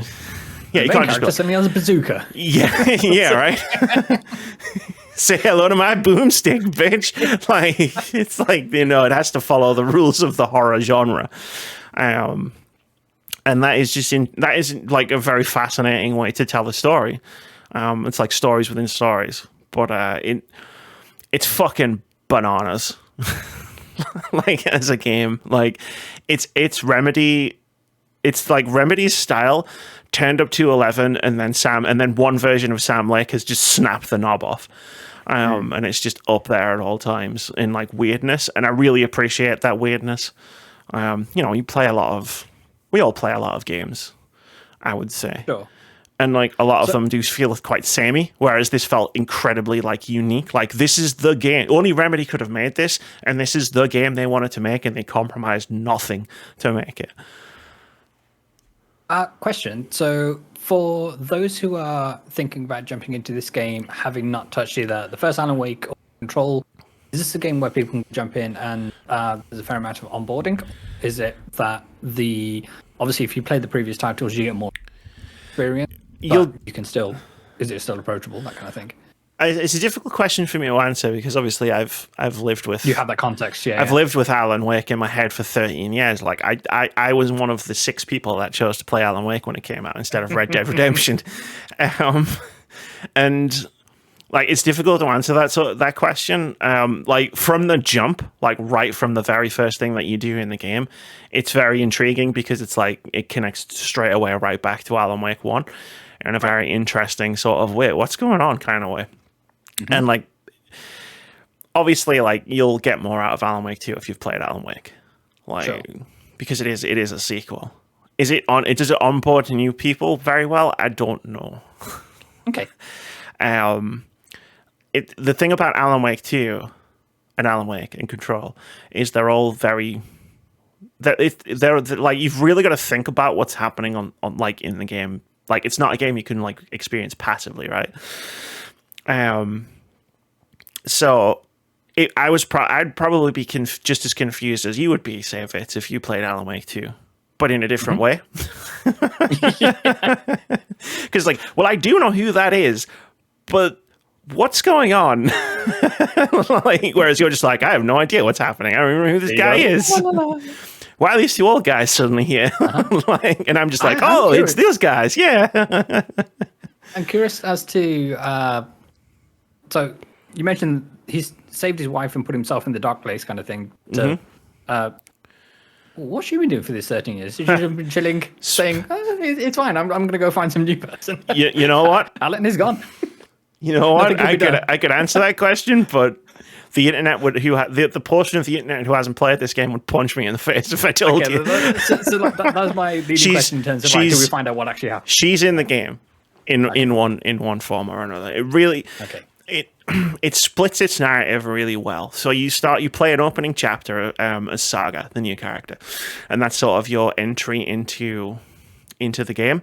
You play a couple more chapters as Saga, then it switches to you playing a couple of chapters as Alan, and from there, for most of the rest of the game, you can switch between them more or less at will. Like you go to a save room and there's a mop and bucket that you can interact with, and it makes perfect sense in the game to basically switch between the two characters. And then there's a point of no return, like there's an event that happens in the game, and then it's like, cool, it forces you to then play the other character up until a certain point in the game. Right, okay. And then from there, you play like as Alan, then you play as Saga, and then, and then that's the sort of like the last few chapters of the game. But there's a big beefy section in the middle where it's like you can experience the story in whatever order you want. Like you could play all of Saga's chapters right up until the point of no return, and then go all the way back, and play it all the way through Alan's stuff. And that would be interesting because there are definitely points of crossover. And I feel like you won't get a different experience. You won't get a different story, but you might have a different sort of experience of the narrative if you do it in a different way. I tried to sort of play one chapter as Saga and then play one chapter as Alan, and then sort of try and go backwards and forwards like that, but I kind of failed. I imagine it's one of these where the plot is so engrossing that you have to find out what happens to Saga in the next chapter, kind of thing, rather than definitely pause. I'm gonna go check on what Alan's doing. It's really well balanced, because what happens is like there's like I think there's like 3 or 4 like points of overlap with between sort of Saga and Alan's stories. And what happens in those moments is like you'll experience, say, Saga's side of this thing, and then you'll immediately be like, wait, what the fuck's going on with Alan Wake? So then you'll want to switch over and find out what the fuck's going on with Alan Wake. The point of no return, I played it as Saga. I played like a couple of chapters back to back, and then it was like boom, and then like a line is spoken, and then it just goes bam, and I'm playing Alan, and I'm just like, yeah, actually, I'm really curious what the fuck's going on over here. So then it's like, you know what I mean? Like, it's such a really well done sort of switch over. And I imagine if you did it the other way around, like you did Alan, and then it was like, what the fuck's going on with this FBI agent? Yeah, no, 100%. And to your point of it just going bam, from the little I've seen of the game, this game oozes presentation. Definitely. Just in terms of the way it uses fonts and music and scores, and the music's incredible. Yeah, like the tracks that play at the end of, I imagine they play at the end of each chapter, but for what I've seen at the end of chapter 1, that song is beautiful in itself, and it's you say, and it goes. It goes bam. Like it's structured. 100%. It is structured. Like Alan Wake 1 was structured like a TV show. Like there was 6 episodes, and it ended in a similar way. It was like play one, and then bam, and then it's like in Alan Wake 1, it even did this thing where like it did the previously song on Alan Wake. Yeah, and then it was like previously on Alan Wake, and it was like that was cool. It doesn't quite do that here, but it is that similar sort of setup where it's like, you have the bam moment, and then like you either switch or come back to the same character and continue on from there. So in order to get all the achievements, did you have to could you do it in one playthrough? Did Yes. you have to okay, that's good to know. It's mostly collectible based. Yeah. So you there's like videos you can find when you're playing as Alan Wake. Really funny commercials. Like the Remedy humor is a very unique thing. And you either love it or you hate it. I fucking love it. But there are collectibles that you can find. So like Saga's campaign plays more like a traditional sort of third-person survival horror. You got these different hubs and you can explore them, and part of that is collecting like there's nursery rhymes that you can solve as like puzzles, or like you find stashes by the cult that you have to like unlock. They're not that difficult to get. Like by the time I sat down and went, I'm actually going to go and find everything, like my diligent exploration had already unlocked like quite a lot of collectibles anyway. You know, because I was looking around everywhere anyway. So I wasn't all those nooks and crannies. It was the reason I decided to do it, was because like I'm not actually far away from getting all of these things anyway.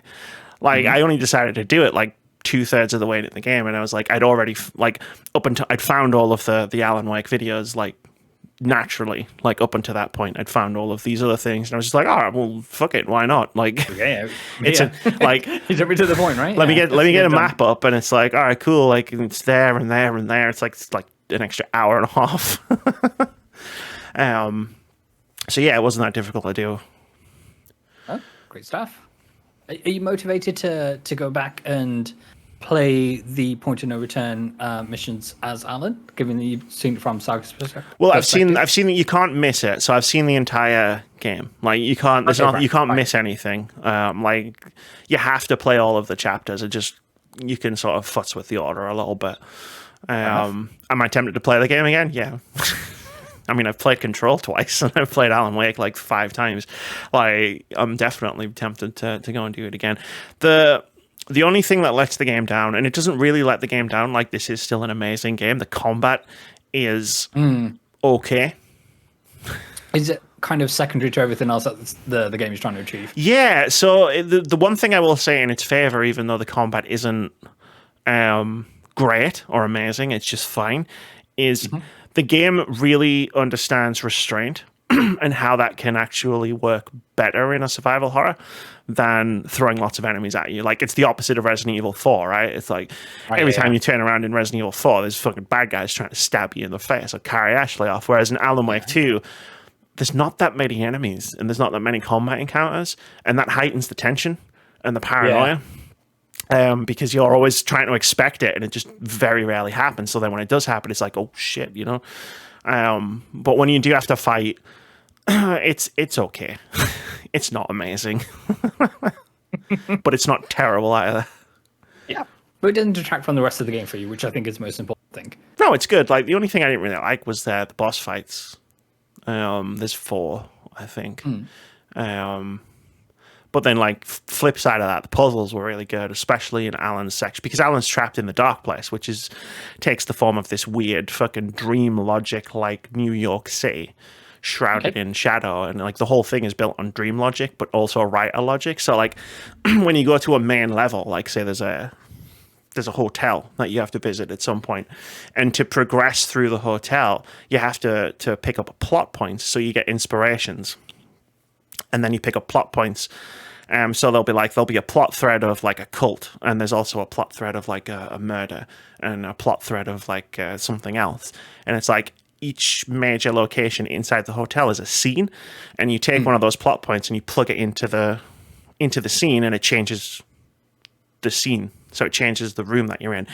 And incredibly, it does this in real time right in front of you. Like, it's a technical marvel.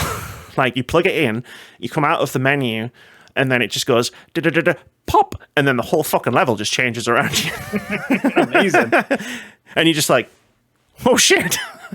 So, like, from a technology standpoint, I was like, this is fucking impressive. No, only once where I did it, because you can do it with light as well. Like, you can you can use this lamp that you've got to like take light, and it changes the thing around you, and then you can take it and put it in somewhere else. And they only did this once, and I love their restraint for it, because it made it so memorable.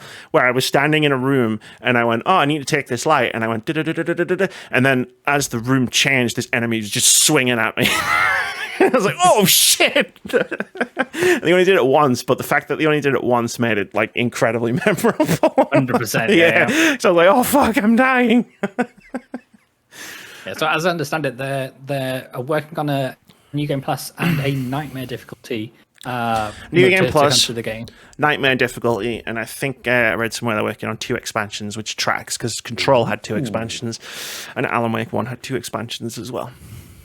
Well, fair enough. I'm sure you'll be jumping head over heels into those. Oh yeah, big style. And then there'll be an Alan Wake 3. The word trilogy is used in the game multiple times, and then you get to the end and you're like, okay, cool. Please don't make me wait 13 years again. My heart can't take it. Has surprisingly a lot of Control in it as well. Great stuff. I'm looking forward to seeing where it ranks in your eventual top 10. Me too. Titles this year. Me too. I don't keep a running tally, as Moody very well knows. So I just know I loved it. It's fucking incredible. It's everything I hoped it would be. Great stuff. I think we've got a Spider-Man over there ready to talk. Moody's like, don't care. No, I do. I'm joking.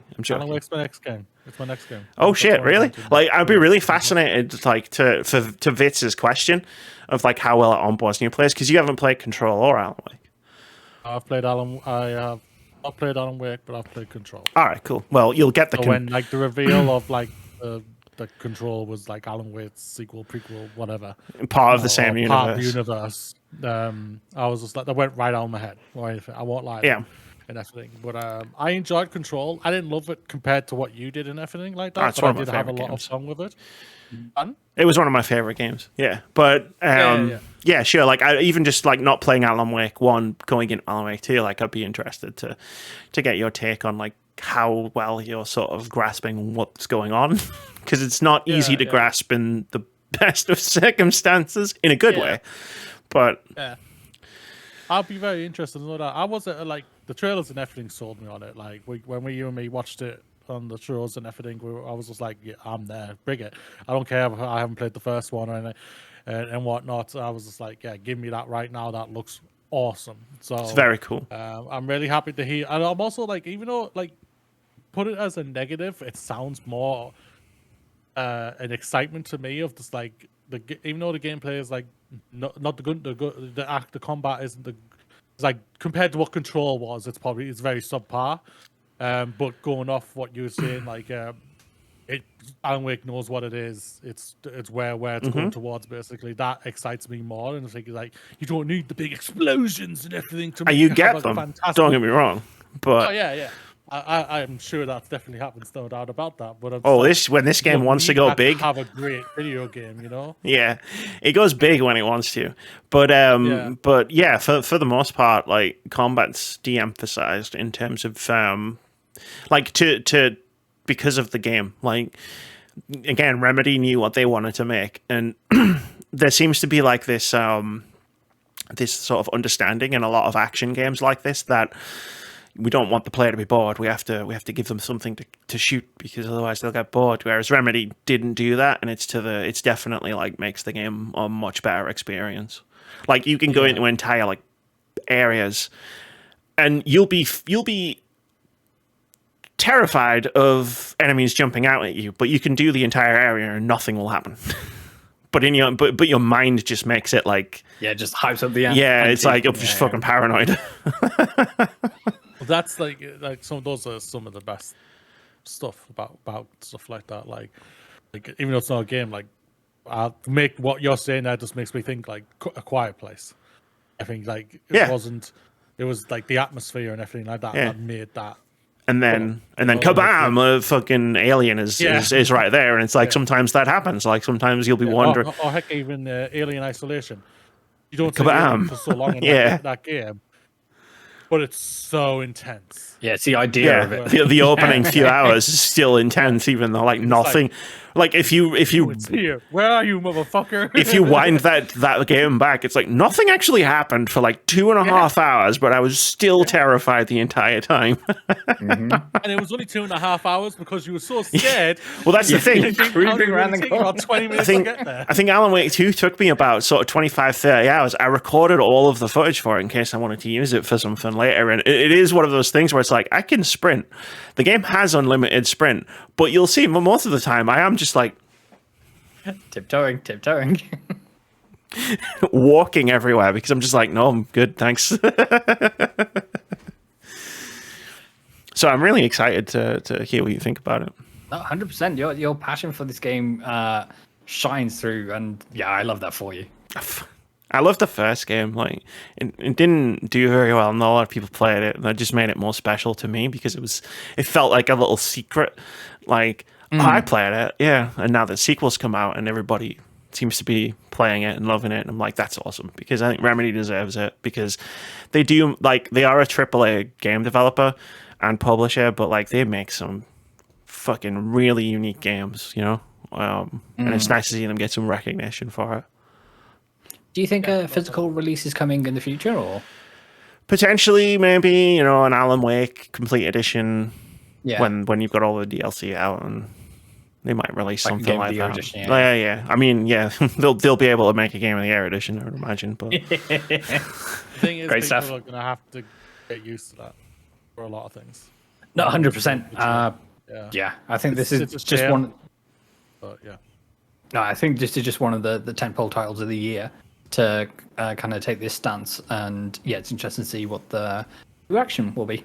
well, it's a money thing, in the isn't long it? run. Because they're Yeah. published and funded by Epic Games, and Epic Games aren't going to pay for it. Like, I think they talked about it. It's like they weren't going to pay for a physical release. It wasn't really Remedy's choice so much as it was, hey, you know, like, they gave us the money. And I've seen people complain about, like, the fact that it's exclusive on PC to Epic Games Store, and it's like, guys, if it wasn't, like, they funded, I get it when you complain about that, but in this case, they funded it, and if they didn't, it wouldn't exist. So, pick your battles.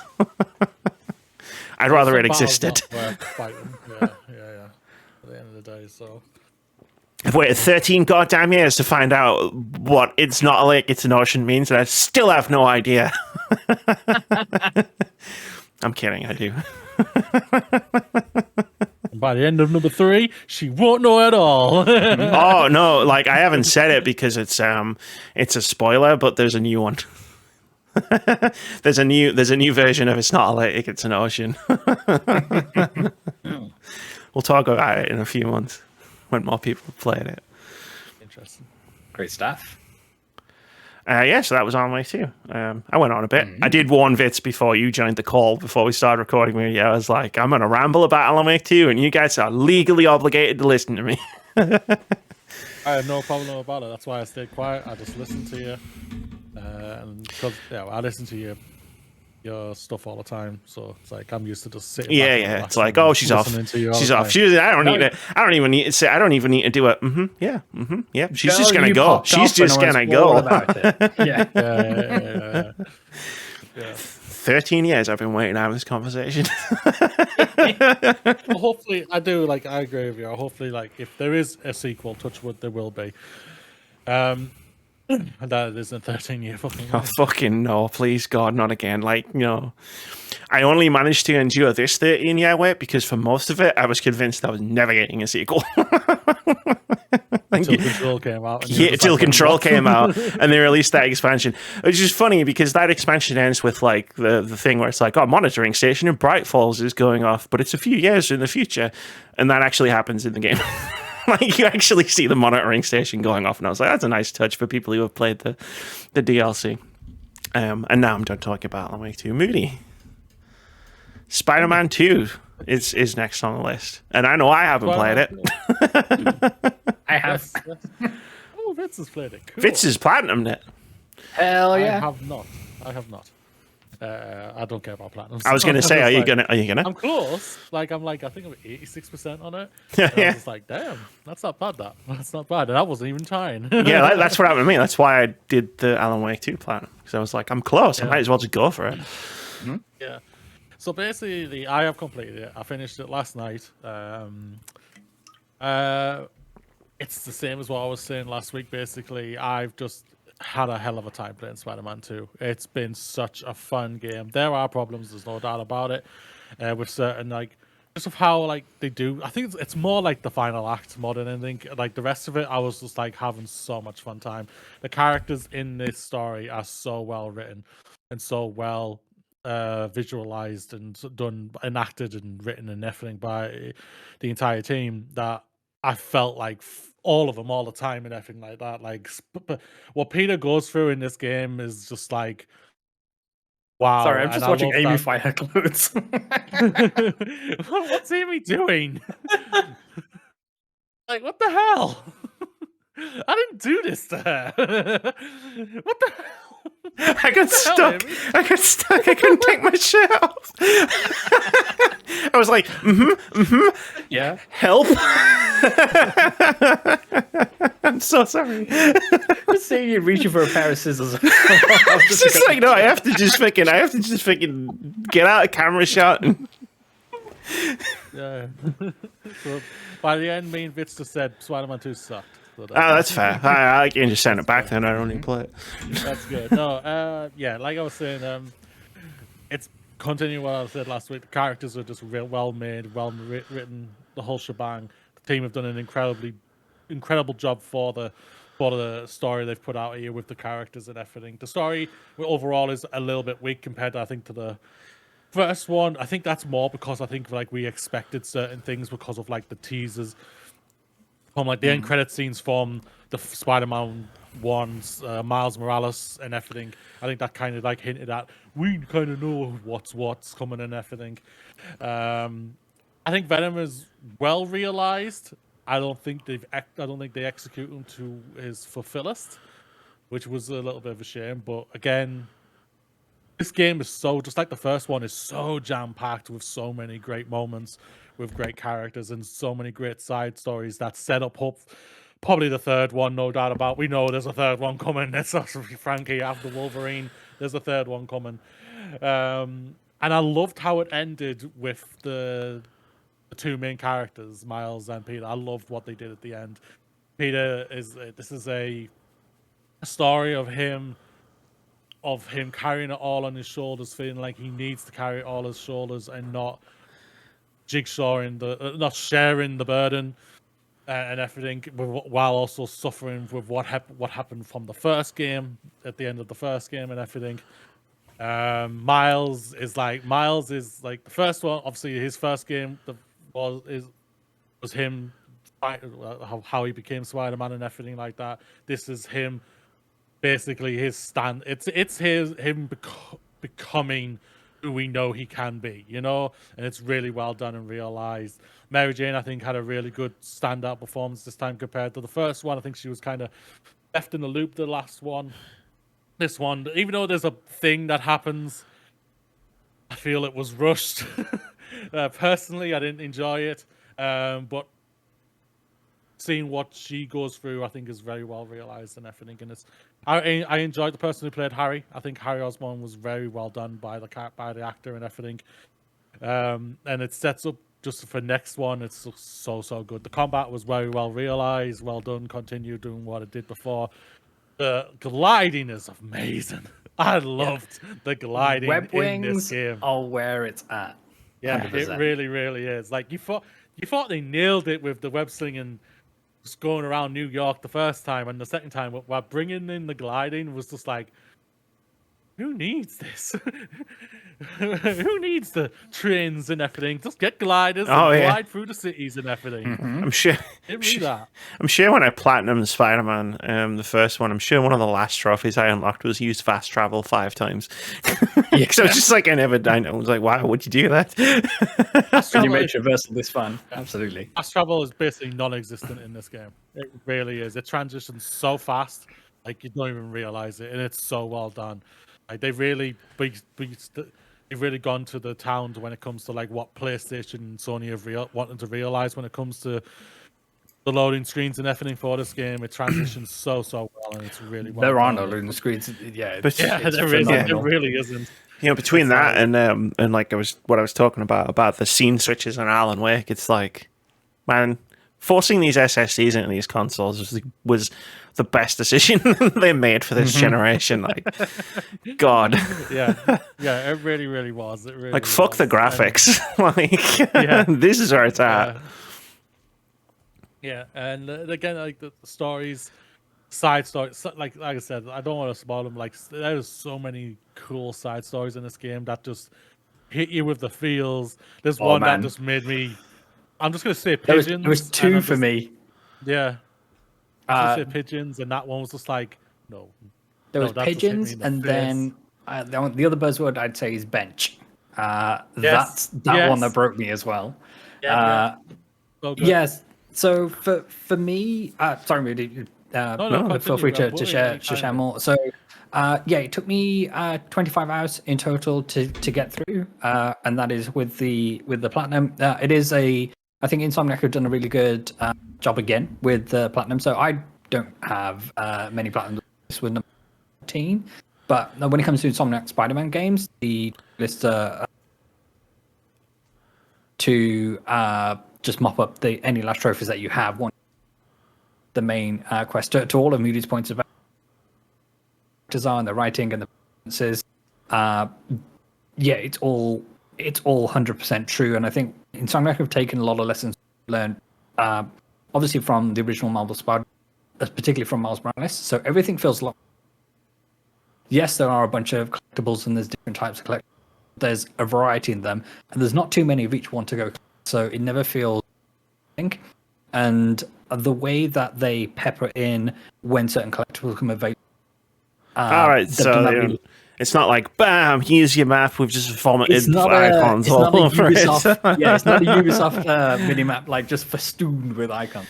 Wow, so I think that's good word. Thank you very much. And every element of this game has a story associated, even especially the side. So even these collectibles. So for every, say there's 30 of a particular collectible to get, when you get 5, 10, 15, you'll get a line of dialogue from, say, Genki. Are you breaking up a little bit? It's just speaking to the microphone. I think that's the issue. Okay, we will do that. So out of every, say, 5th or 10th collectible that you'll pick up, you'll get a line of a dialogue from one of the side characters. Say, Genki will come over the radio, whatever technology they use to speak to the spider people. The magic earpieces from the Marvel Cinematic Universe, where everybody just does this and. And that will lead a breadcrumb that you will feel compelled to follow, and it's kind of right. We're dropping everything apart from many crimes that pop up because, of course, you're Spider-Man. You have to go stop these criminals, kind of thing. And then some of these collectibles will lead to some really, really cool things, which, of course, we're not going to tell, but I will just implore everybody to go and explore. And when you find takes your interest, follow it all the way through to the end. And to Moody's point, tugging at the heartstrings, boy, do they tug at the heartstrings. So are these like side quests, like separate like mission? Yeah, okay, cool. Yeah, they'll pop up in your quest log to say help X character kind of thing, go investigate. So in the game, there's this app where essentially citizens of New York City post and say, oh, this is and this, can you come swing by and help out? And that will be kind of where that quest starts. There you go. Like I said, we got jokes. Not all than great, but we got jokes. And for the Mary Jane section, so we had those in the first game, and they weren't loved by everybody. And I think Insomniac took that to heart and said, okay, rather than just getting rid of it, what can we do to improve it? And I like what they did. Give her a shotgun. Pretty much. So it does break the canon of Spider-Man in these games a little bit, but to be fair, it was so fun to play these that I didn't mind it at all. I am on the same page with you as to what happened, which is a little bit sudden, but I think what came out of it and the dialogue that the two characters shared was some of the best writing. Laura Bailey does Laura, and she excels as she always does. So go play Spider-Man. It is a fun time. As I said, it's 25 hours, so it doesn't take as long as some of the other games. I know Miles Morales was particularly short, but they've really streamlined a lot of frustration so that there aren't any screwball challenges that you have to do this time around. I think the closest it does get to those is there are challenge chambers set within the main part of the main thrust of the story, but you don't necessarily have to get gold or like the quickest time on each of them to get the platinum or anything like that. Bronze in each of them, and then you're done, kind of thing. But it does lead to one basically. it does lead to one of the coolest fights. So as I said, do everything. This game makes you feel like Spider-Man, and I think it's a rare trick. And also go seek out the Wakandan embassy as Alice and hit triangle. Yeah, and you'll get something special. I know about that. It's so lovely. It really, really Yeah. is. Cool. Spider-Man 2. Mm-hmm. A lot of games with 2 in the title. We have a lot Yeah. of sequels this year. A lot of sequels this year, yeah. Even the next title we get has got number 2 in it. It as well. does, yeah. Vitz, you asked to talk about the new update, the Spec II update for Gran Turismo 7. I'm assuming you played some of it today.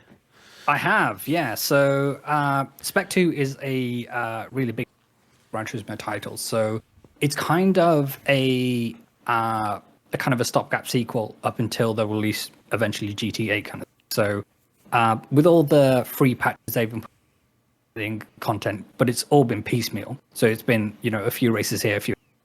Yeah, But sure. this has been an overhaul of a lot of the key systems within the game. And it's something that the community has been asking for a while. And they've delivered so far. So some of the really cool things they've added is they've been working on this new AI system, which they call GT Sophie. And it's really dynamic and gives a quite challenging experience for even some of the best drivers on the planet kind of thing. And now you can race against them in that there are in the game, so they'll be continuing to add to that technology, where essentially it will replace the typical AI that a Gran Turismo game, which isn't the best, for the iconic license system they have. So they have the usual national B, A, international B, A, and then an S license. Once you win all those, which I haven't done kind of thing, there's this new master license. So you get another 50 of those to do, and they are really, really hard. So I haven't managed to get any gold medals, but we won't stop until we get those. There's been a bunch of new cars added, so we've had 7 new cars, which is more than the typical 3 or 4 for each monthly update. And now we've had a new set of weekly races that they've gone to do. So Gran Turismo 7's always been a live, but it never wanted to admit it was a live service. But now it's delivering on weekly content, which is going to be good. The races are short and sweet; they're not that challenging. But for the other main career, they have what they call Clubman Plus events, and those are really, really. So I haven't had a chance to go through all of it yet, but for the ones I have done, you have to drive the wheels. So those are like to win. Those are like the hard mode challenges. Yeah, the I think they call them like expert level races, which again are completely optional to do. But for people who are at the end of Gran Turismo and have just been sat here with no single player races of any merit to go and run, to have such a plethora of events to do is a real boon for the game.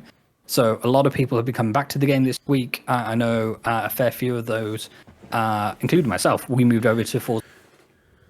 Yes. To see what was happening with that, and now all these people have seemingly gone back to GT7.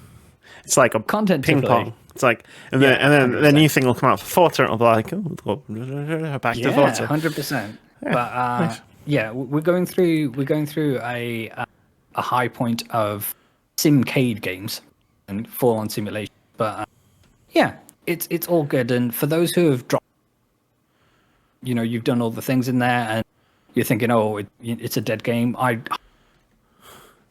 This and all the DLC, all the patches are free. So I think today's update came in at around about 8 gigs at the time of recording, and it's well worth your time. Sounds good. I mean, so if you like driving games, I drove 260 in-game miles today, which is probably enough to get me 2 Amy's. I was gonna say, you can drive those miles in real life and get your butt up here. Yeah. Or down here, or left, or right. Who knows? Who knows? Ooh.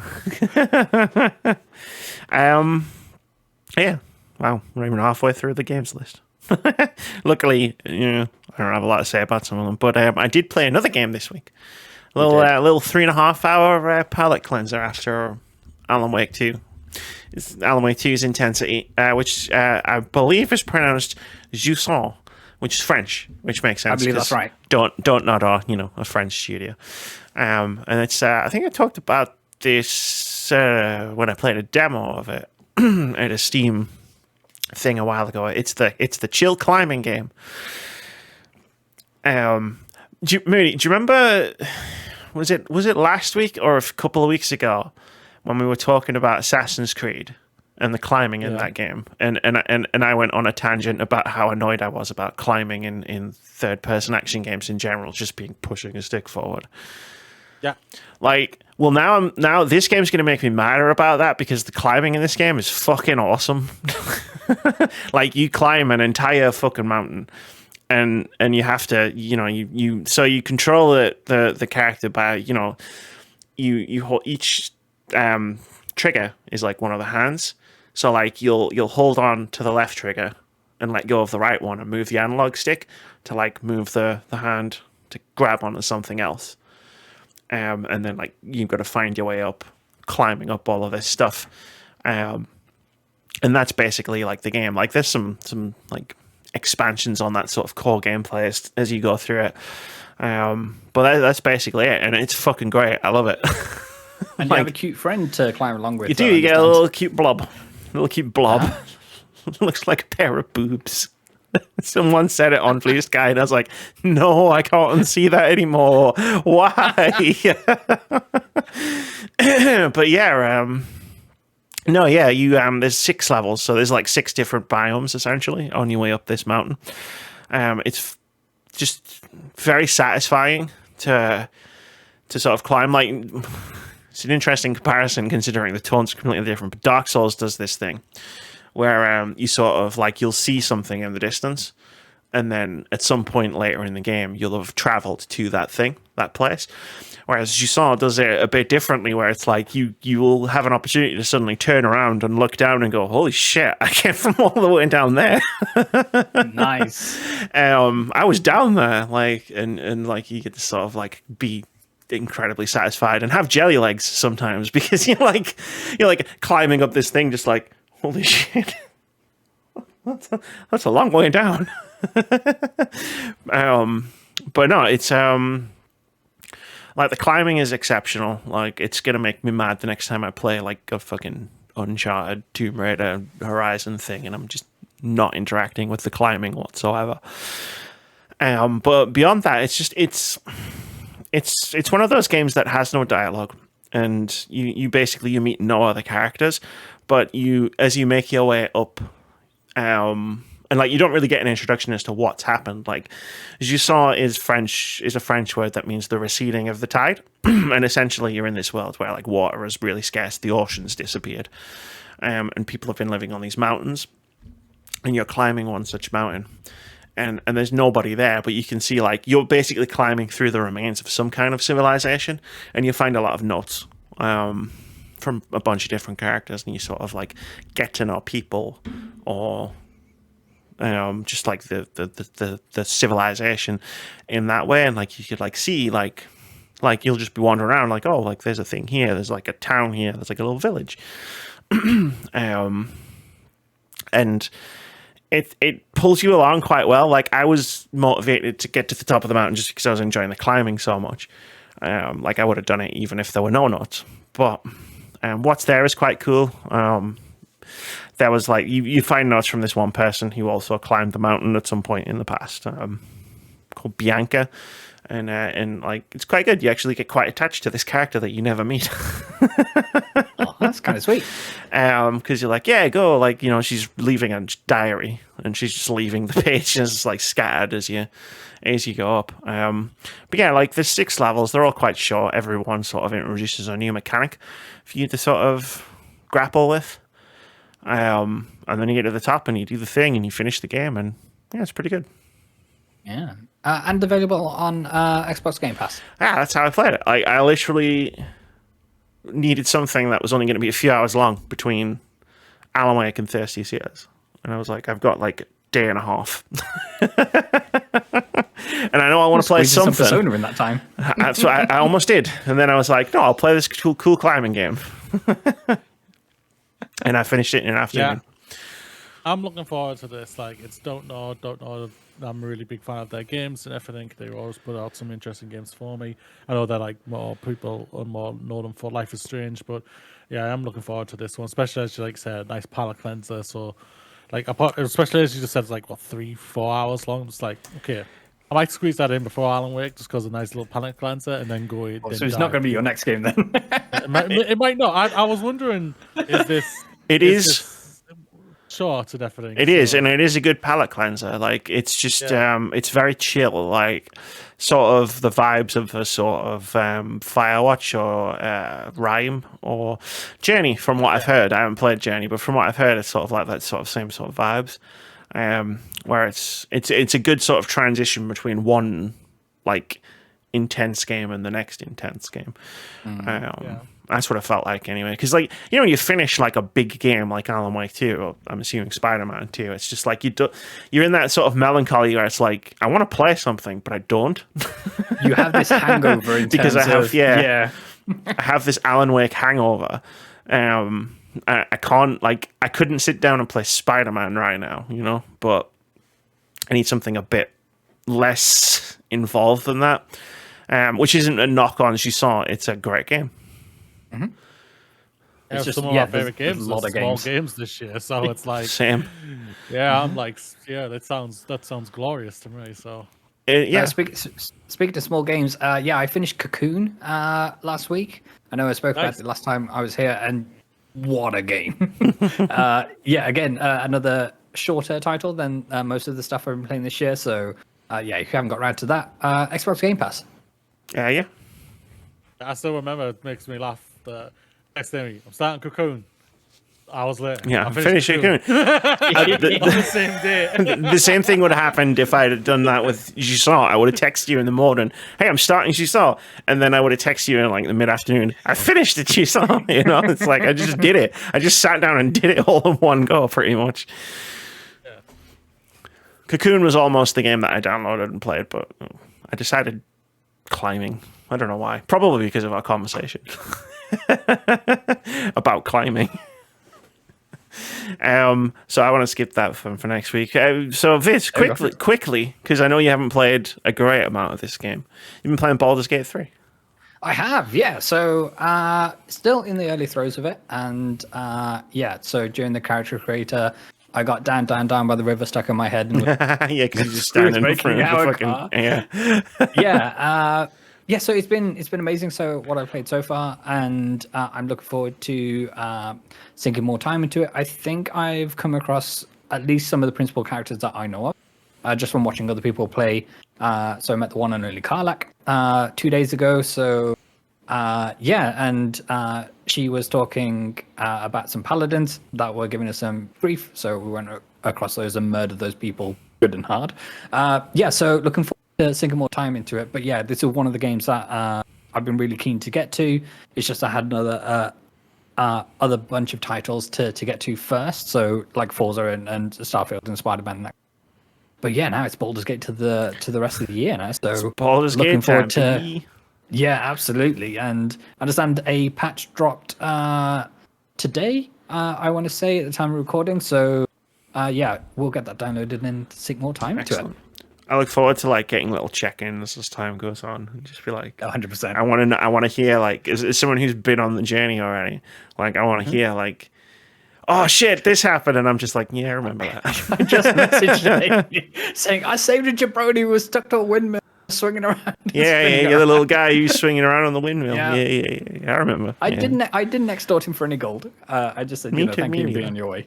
It's hey, just fucking get out of here.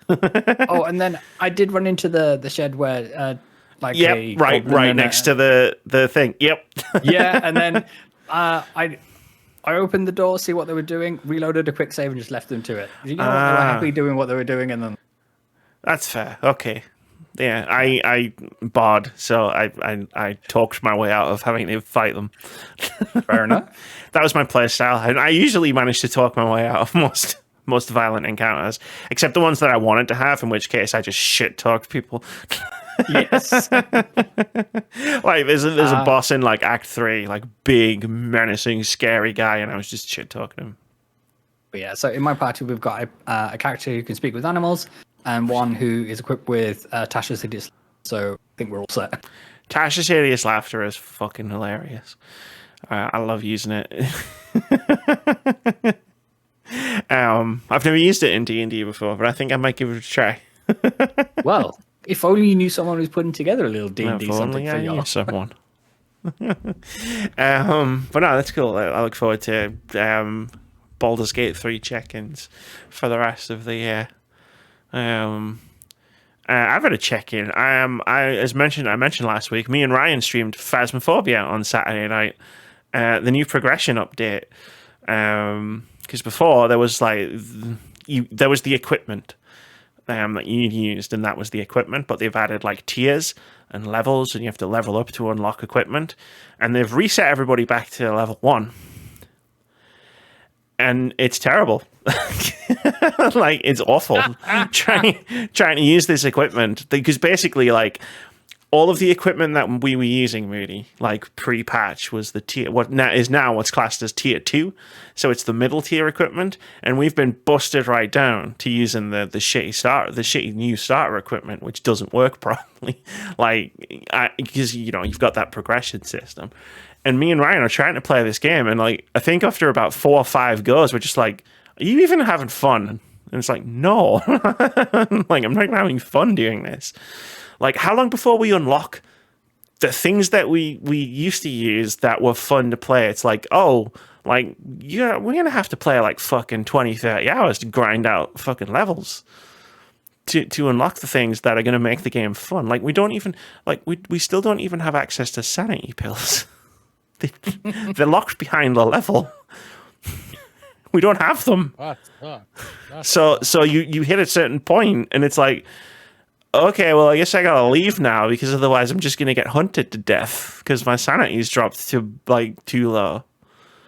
Like we only just unlocked level 1 crucifixes, and admittedly, one of the good things about this update is like when a ghost tries to hunt you, the crucifix used to break. And that was like it signifying and protecting you. Now it bursts into flames. Nice touch. And it was a nice touch. I was in a corridor doing my best Moody impression, shit talking a ghost, and all of a sudden the crucifix just went, and I just went, what the fuck?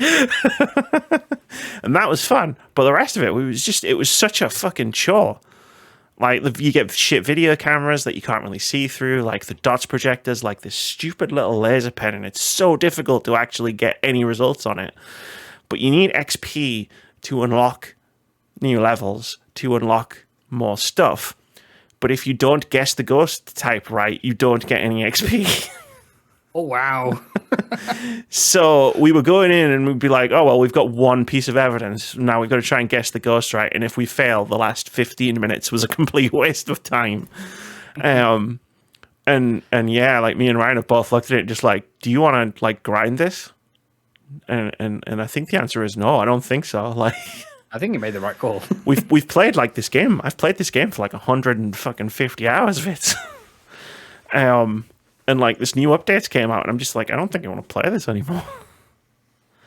Like, well, I think hopefully the feedback will be there from you and the rest of the player base to make them kind of reconsider. I think if the game had launched like this, like with this sort of progression thing, I don't think I would have sunk much time into it. Like, yeah, I think it's that cardinal sin of you give players something that they use. Yeah, it's like we've had a lot of fun in this game, right? And it's like we used to do this thing where it's like we'd go into the places with just candles because it made everything like really spooky. Vitz, we don't even have fucking candles unlocked, so we can't even do that. It's like, what did you do? Why did you fuck the game up? Like, why'd you take all my cool shit away, you bastards? So I don't know. we'll see what happens. But yeah, I thought I wasn't gonna like give an update about the game until like I'd played it with Ryan, and I was just like, wow, I need to get some shit off my chest here. So yeah, that was my Phas update. Potentially my last update about Phasmophobia. We'll see what happens. Yeah.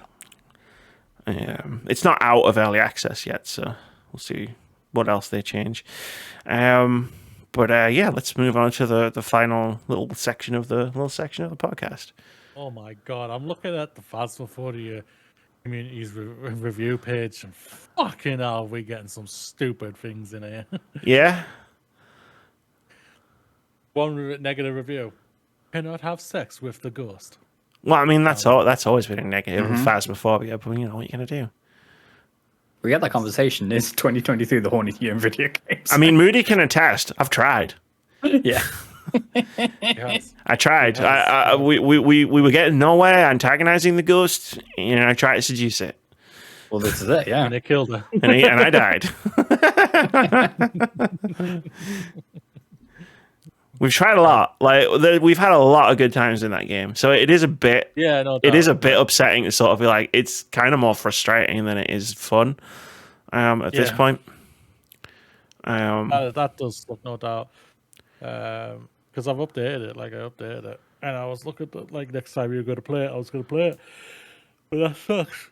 I mean, we can give it a try, All like right. to see if we can maybe like get somewhere with it, and like because I feel like once we get back to where we were, I feel like would be fine.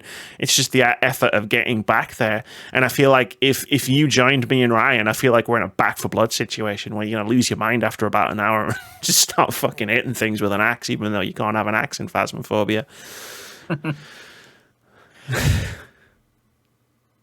Yeah, I don't want to lose my mind. Like I don't know. I feel like you would just get more frustrated than anything. Like you remember like we've had periods of playing that game where like not a lot has happened. Like just because that's the nature of the game. Like sometimes the RNG doesn't go your way, and obviously you've gotten annoyed at that. And that seems to be like how the game goes now. Like we probably played 10 matches on Saturday night, and we probably got like 4 correct like guesses on Ghost. It was just super fucking difficult to actually do it with the stuff that you've got. And the thing about Phas in the past was even when the game was being frustrating, we were able to sort of mitigate that by just being fucking dumbasses. But you can only do that if you're having a good time. Yeah. No doubt. Well, hopefully they'll listen to feedback if they've been receiving feedback. I was going to say, hopefully they'll be getting feedback. If this is just a me problem, then it's just, hey, you know what? It's just a me problem. I got like 3 years out of this game. And that's fair enough. You know what I mean? Whatever. That kind of like Apex, we got like 6 months out of that game. We got a ton out of it. And then it was just like, cool, it's not for us anymore. Like, if that's how it goes, then that's how it goes. Like, yeah, no doubt. Won the game, got the t-shirt. yeah. See? Won the game, did. I got the top. Got 1,000. The top, I got the Funko Pops. That's one of the 7 games I have a full thing in. 1,000G on Xbox. There you go. Because it was a lockdown. Yeah, do something. We did. We did. Yeah, all 3 of us did it. Yeah, so what's happening next week? Not a lot. I'm going to be streaming Slay the Princess this weekend. That's going to be fun.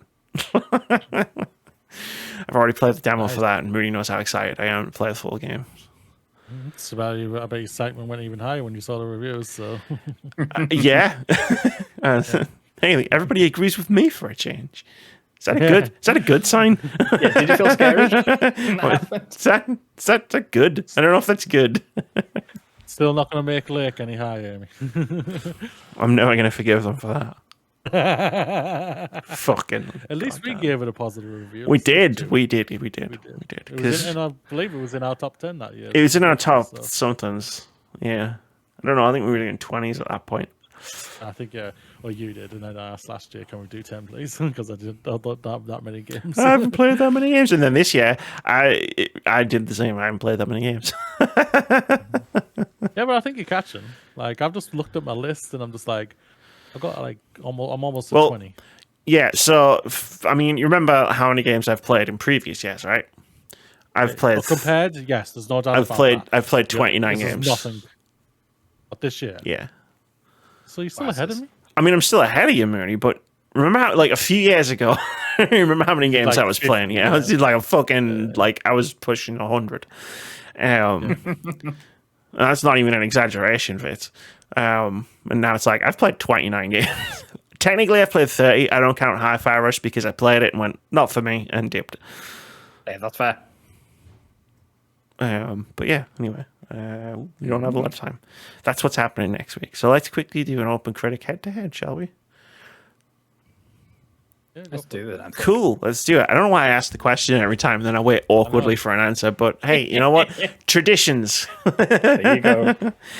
This is OpenCritic head-to-head, a game we play every week where we try to guess the OpenCritic average of upcoming games. Last week, we tried to guess the...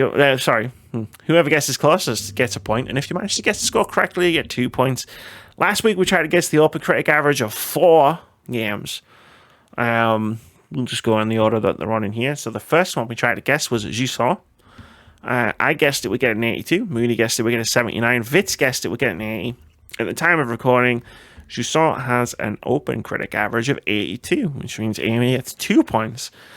I'm really being propped up by these correct guesses because even though I have less games in my list than Moody, I've correctly guessed scores more times than him, so I've been getting a lot of double points.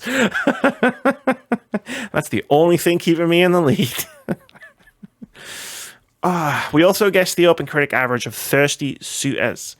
I guessed it would get an 82. Moody guessed it would get an 81. Vitz guessed it would get an 85. At the time of recording, thirsty suitors has an OpenCritic average of 80. Which means Moody gets a point. A lot of games came out over the last few weeks, didn't they? We also tried to guess the OpenCritic average of Star Ocean, the second story R. I guessed it would get a 76. Moody guessed it would get an 80. Vitz guessed it would get a 79. And at the time of recording, the Star Ocean, the second story R, has an OpenCritic average of 85, which gives Moody another point. Lastly, we tried to guess the OpenCritic average of WarioWare Movie. I guessed it would get an 81. Moody could apologise to Joe Medforce and guessed it would get a 65. And Vitz guessed it would get an 80. And at the time of recording, WarioWare Movie has an OpenCritic average of 75, which means Vitz is closest and gets the point. Which means moving into the last few weeks and the big slowdown now towards the end of the year, the current scores are Amy 34, Moody 33, and Vitz 6. With 3 draws. Disclaimer, Vitz hasn't been playing for very long, and also he's winning a Fantasy Critic. We'll talk about that in an update next week, because you know what? Last week I said I was down and out. Now that your juggernaut of fucking bangers have come out, and the points, like I can see the points. You know what? I'm not out of this. I don't think you are at all. I can catch you. Please don't. I'm still in this. A week ago, I was like, I'm out. He's too far ahead. Now I've actually looked at the points as they've been totaled up, and I've gone, I'm not out. It's going to be difficult. A part of me was thinking today, what if they shadow drop Silksong? I mean, that would be incredible. I would win. Yeah. You win by a lot as well. Basically, I need like 3 games to get me 11 points each. So one of those games is Super Mario RPG. I've passed the point where I can now drop 2 of my games that probably aren't coming out. I just need to find 2 games that are going to get 81 out of whatever's left in the last 2 months. It's going to be difficult, but I think I can do it. Maybe. Like right now, projections is Vitz is going to win still. Yeah, of course. I've got 1 slot left and some budget to play with, I think. Yeah. I've just got to find my 2 games, maybe. I've just got to find 2 games no one's ever heard of that are going to get modestly well. I'm not even looking for games that are going to like be bangers. They just need to do decently well on OpenCritic. Like that's it. I'm just glad I had 2 decent games dropped this week. So yeah, you've rocketed up in points. Like it's good. After the smack I talked to Russell, I'm just glad I beat him. I think it's just me and you now for fighting for first place. I think now it's everybody else is fighting for third, which it's a lot closer than it has been in previous Fantasy Critic years. I did giggle quite a bit when I saw. Sorry. I did giggle quite a bit when I saw Skull and Bones got delayed again. Tip of my hat. There you go. Sometimes, go on. Russ is right now. He's projected to finish third. 30 Projections are weird. Like my projections include a massive bump from Silksong. Yeah. So they're a bit off. Russ has got a lot of games coming out. Keith has none. Yeah, he has.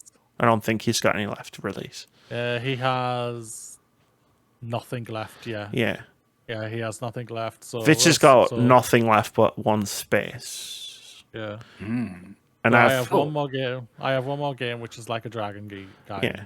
And I have... Shout out to Talos Principle coming in with an enormous score that I don't think anyone saw. Oh no, I thought that was Moody saw it coming. To be fair, like the only reason I didn't try and go for that is because I've literally been stuck with games that are not coming out but haven't been officially delayed. So I can't do anything. I couldn't get rid of them until October 31st was the day that you could get rid of those games. So I've just been waiting, and I've been watching people pick up Slayer the Princess, and that's got a 90. The Talos Principle with its 88, and I'm just like, for fuck's... Like, you're talking like, these are the games I would have gone for if I could have fucking swapped these other games out. And it's like, for fuck's sake. Because I played the first Talos Principle. It just didn't resonate with me at the time, so I thought... It's a big game though. Yeah. Like I'll stand by. Like I was royally fucked by Skylanders too. It's like, oh, we're gonna release this game, but it's fucked. It's like, no, why? I have that in Fantasy Critic, you dickheads. Yeah, something like that. I was saying. Anyway, and then Tekken just decided we're gonna come out in January, guys. It's like, wait, what? Moody got rustled. But yeah, rustled a little bit, let's quickly wrap the OpenCritic head-to-head up because I need to wrap this podcast up before 10 o'clock. So this week in OpenCritic head-to-head, we're going to guess two games. The first one, Like a Dragon, Gaiden, the man who erased his name. Vitz, what do you think this game is going to get on OpenCritic? I think it's going to get an 8/0/80. Just an 8. We can stop editing the document when I'm trying to edit the document at the same time. It's very confusing. Moody, what do you think? Like a Dragon Gaiden, the man who erased his name. Does yours begin with a 9? Saw the look on your face. 10. Just 10.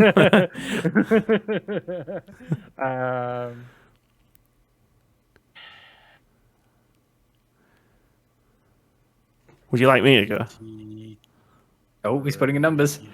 83. Damn. 88 now it feels. There you go. I wanted to go that high, but then I was thinking like a dragon. Ishin. I know it's like a prequel. Ishin like that. I love that game, but it's like an 81, I think. Then I'm just thinking, I have a feeling this one's gonna be like the same somewhere around that age. I was gonna go 80. I won't lie, Vitz. You bastard. That's fine. Either way, go on. Next one. Call of Duty Modern Warfare 3 again.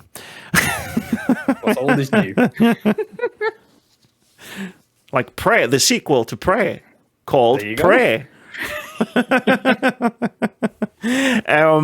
Vitz, what do you think Call of Duty Modern Warfare 3 is going to get this time on OpenCritic? I would like to go 85, please. Hot diggity dog. I'm going to go next because I already have a number in my head. 85. I am going to go 75. Ooh. I think it's been around about that sort of area like for a few years now. I just had a look. 1 got an 80 something. The 2 was 75. Oh, okay. Maybe I remember.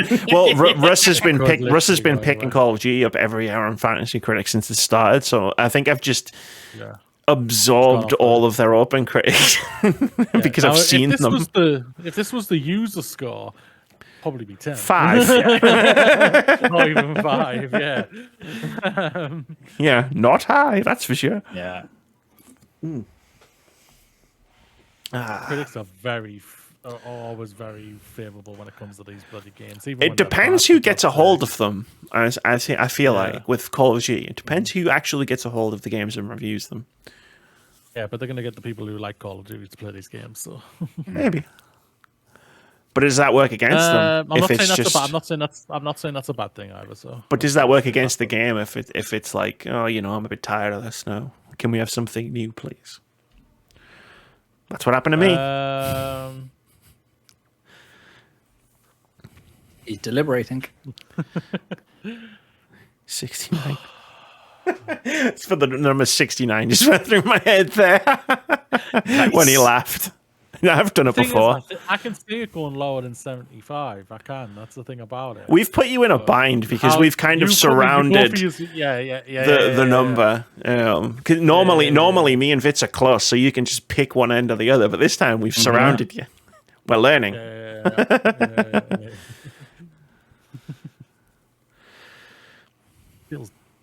Feels wrong putting this number in, but I just feel like I need to play it safe. Oh, wrong number. 80. I was gonna say Jesus. Well, I think it could go low, but I'm gonna guess 88. Yeah. 80. All right. We've surrounded him, Vitz. We have. It's gonna be a fucking 65. The number I was thinking. It's gonna be like 97. I just have a feeling it'll go lower than 70. Well, we'll see what happens. It'll be 88. Yeah, maybe. Yeah. Your first answer counts. There you go. Oh, cool. No, I mean 80 counts. Like you got slash 80. Yeah. Oh, can we do that? So can I? Is that a thing? Can I just have my other guess as well? I'll put that at the end of every single guess. 69. There you go. Fuck yeah, I'll commit to the meme for an entire year.